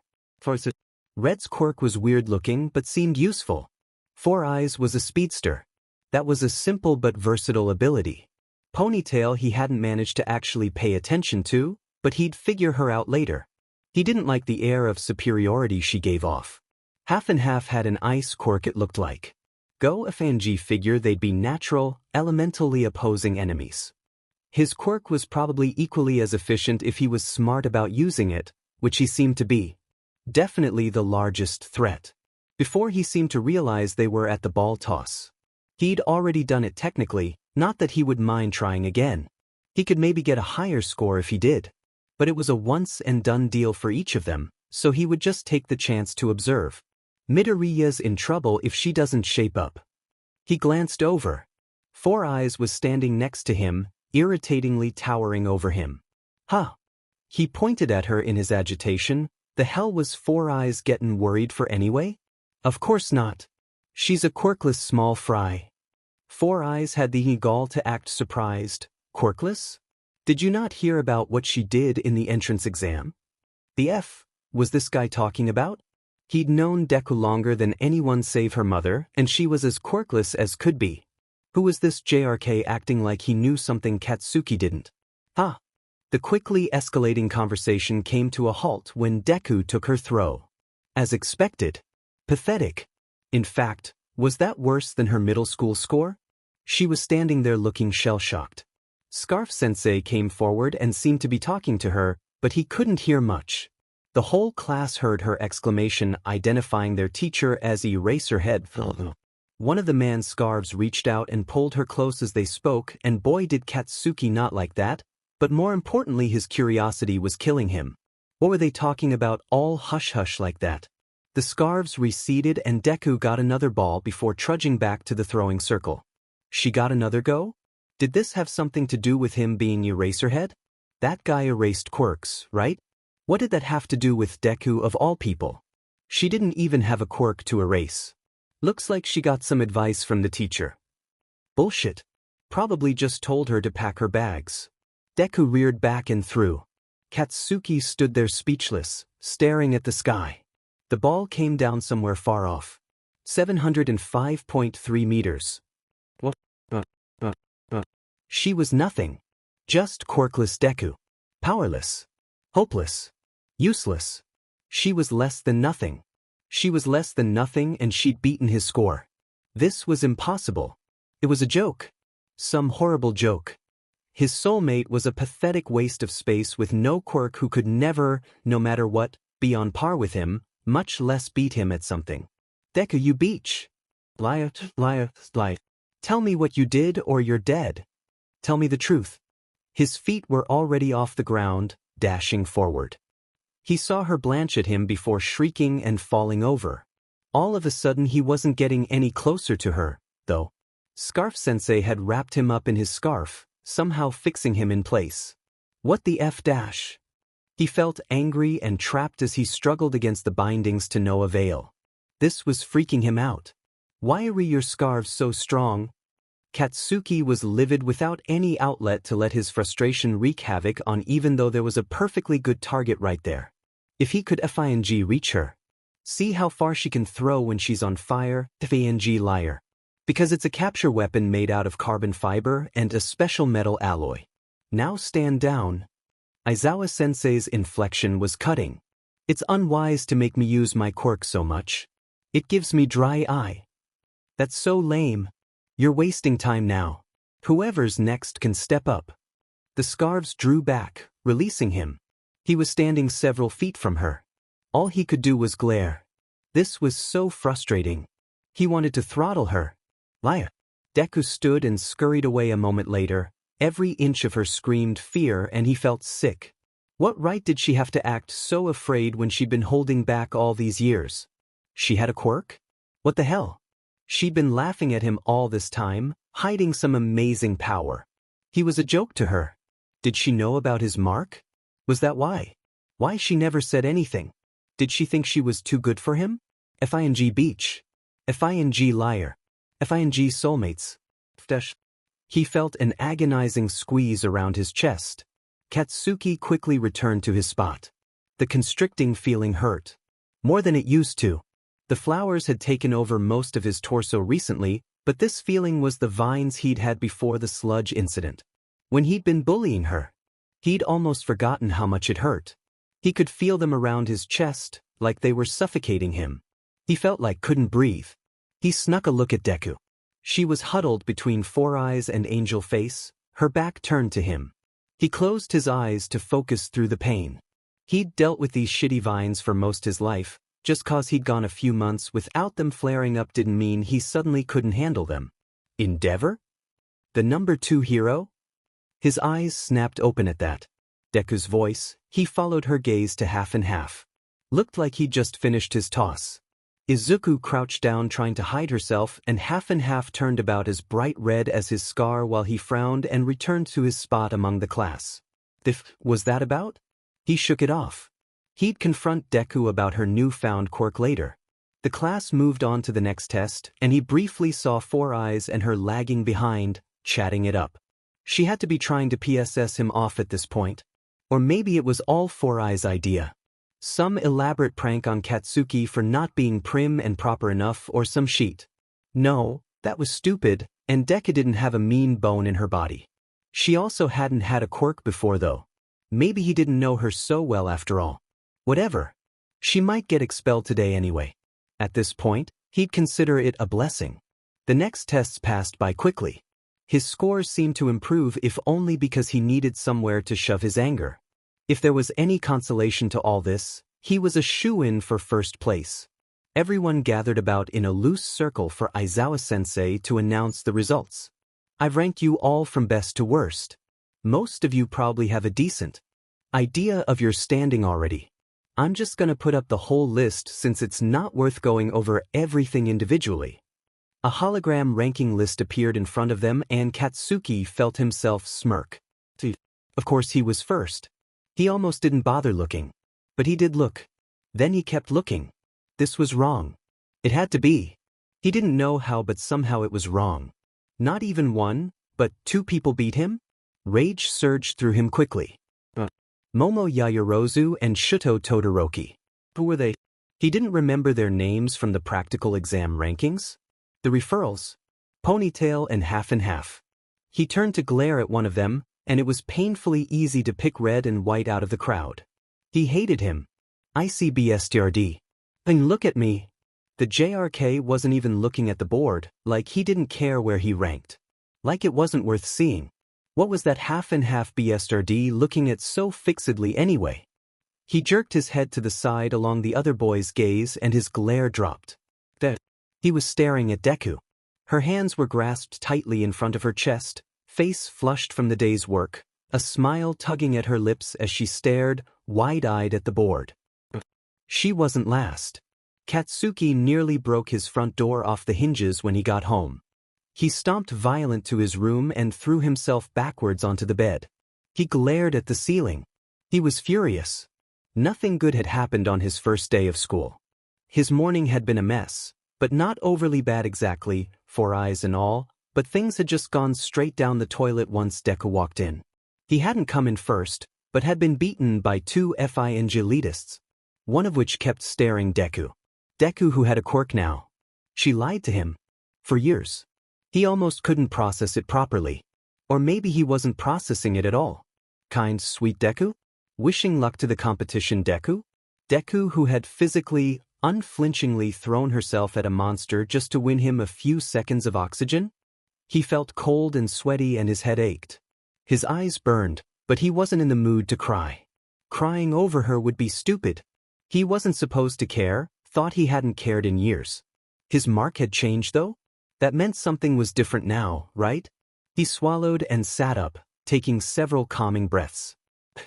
Katsuki made a mad dash for the bathroom, practically tearing his uniform from his torso.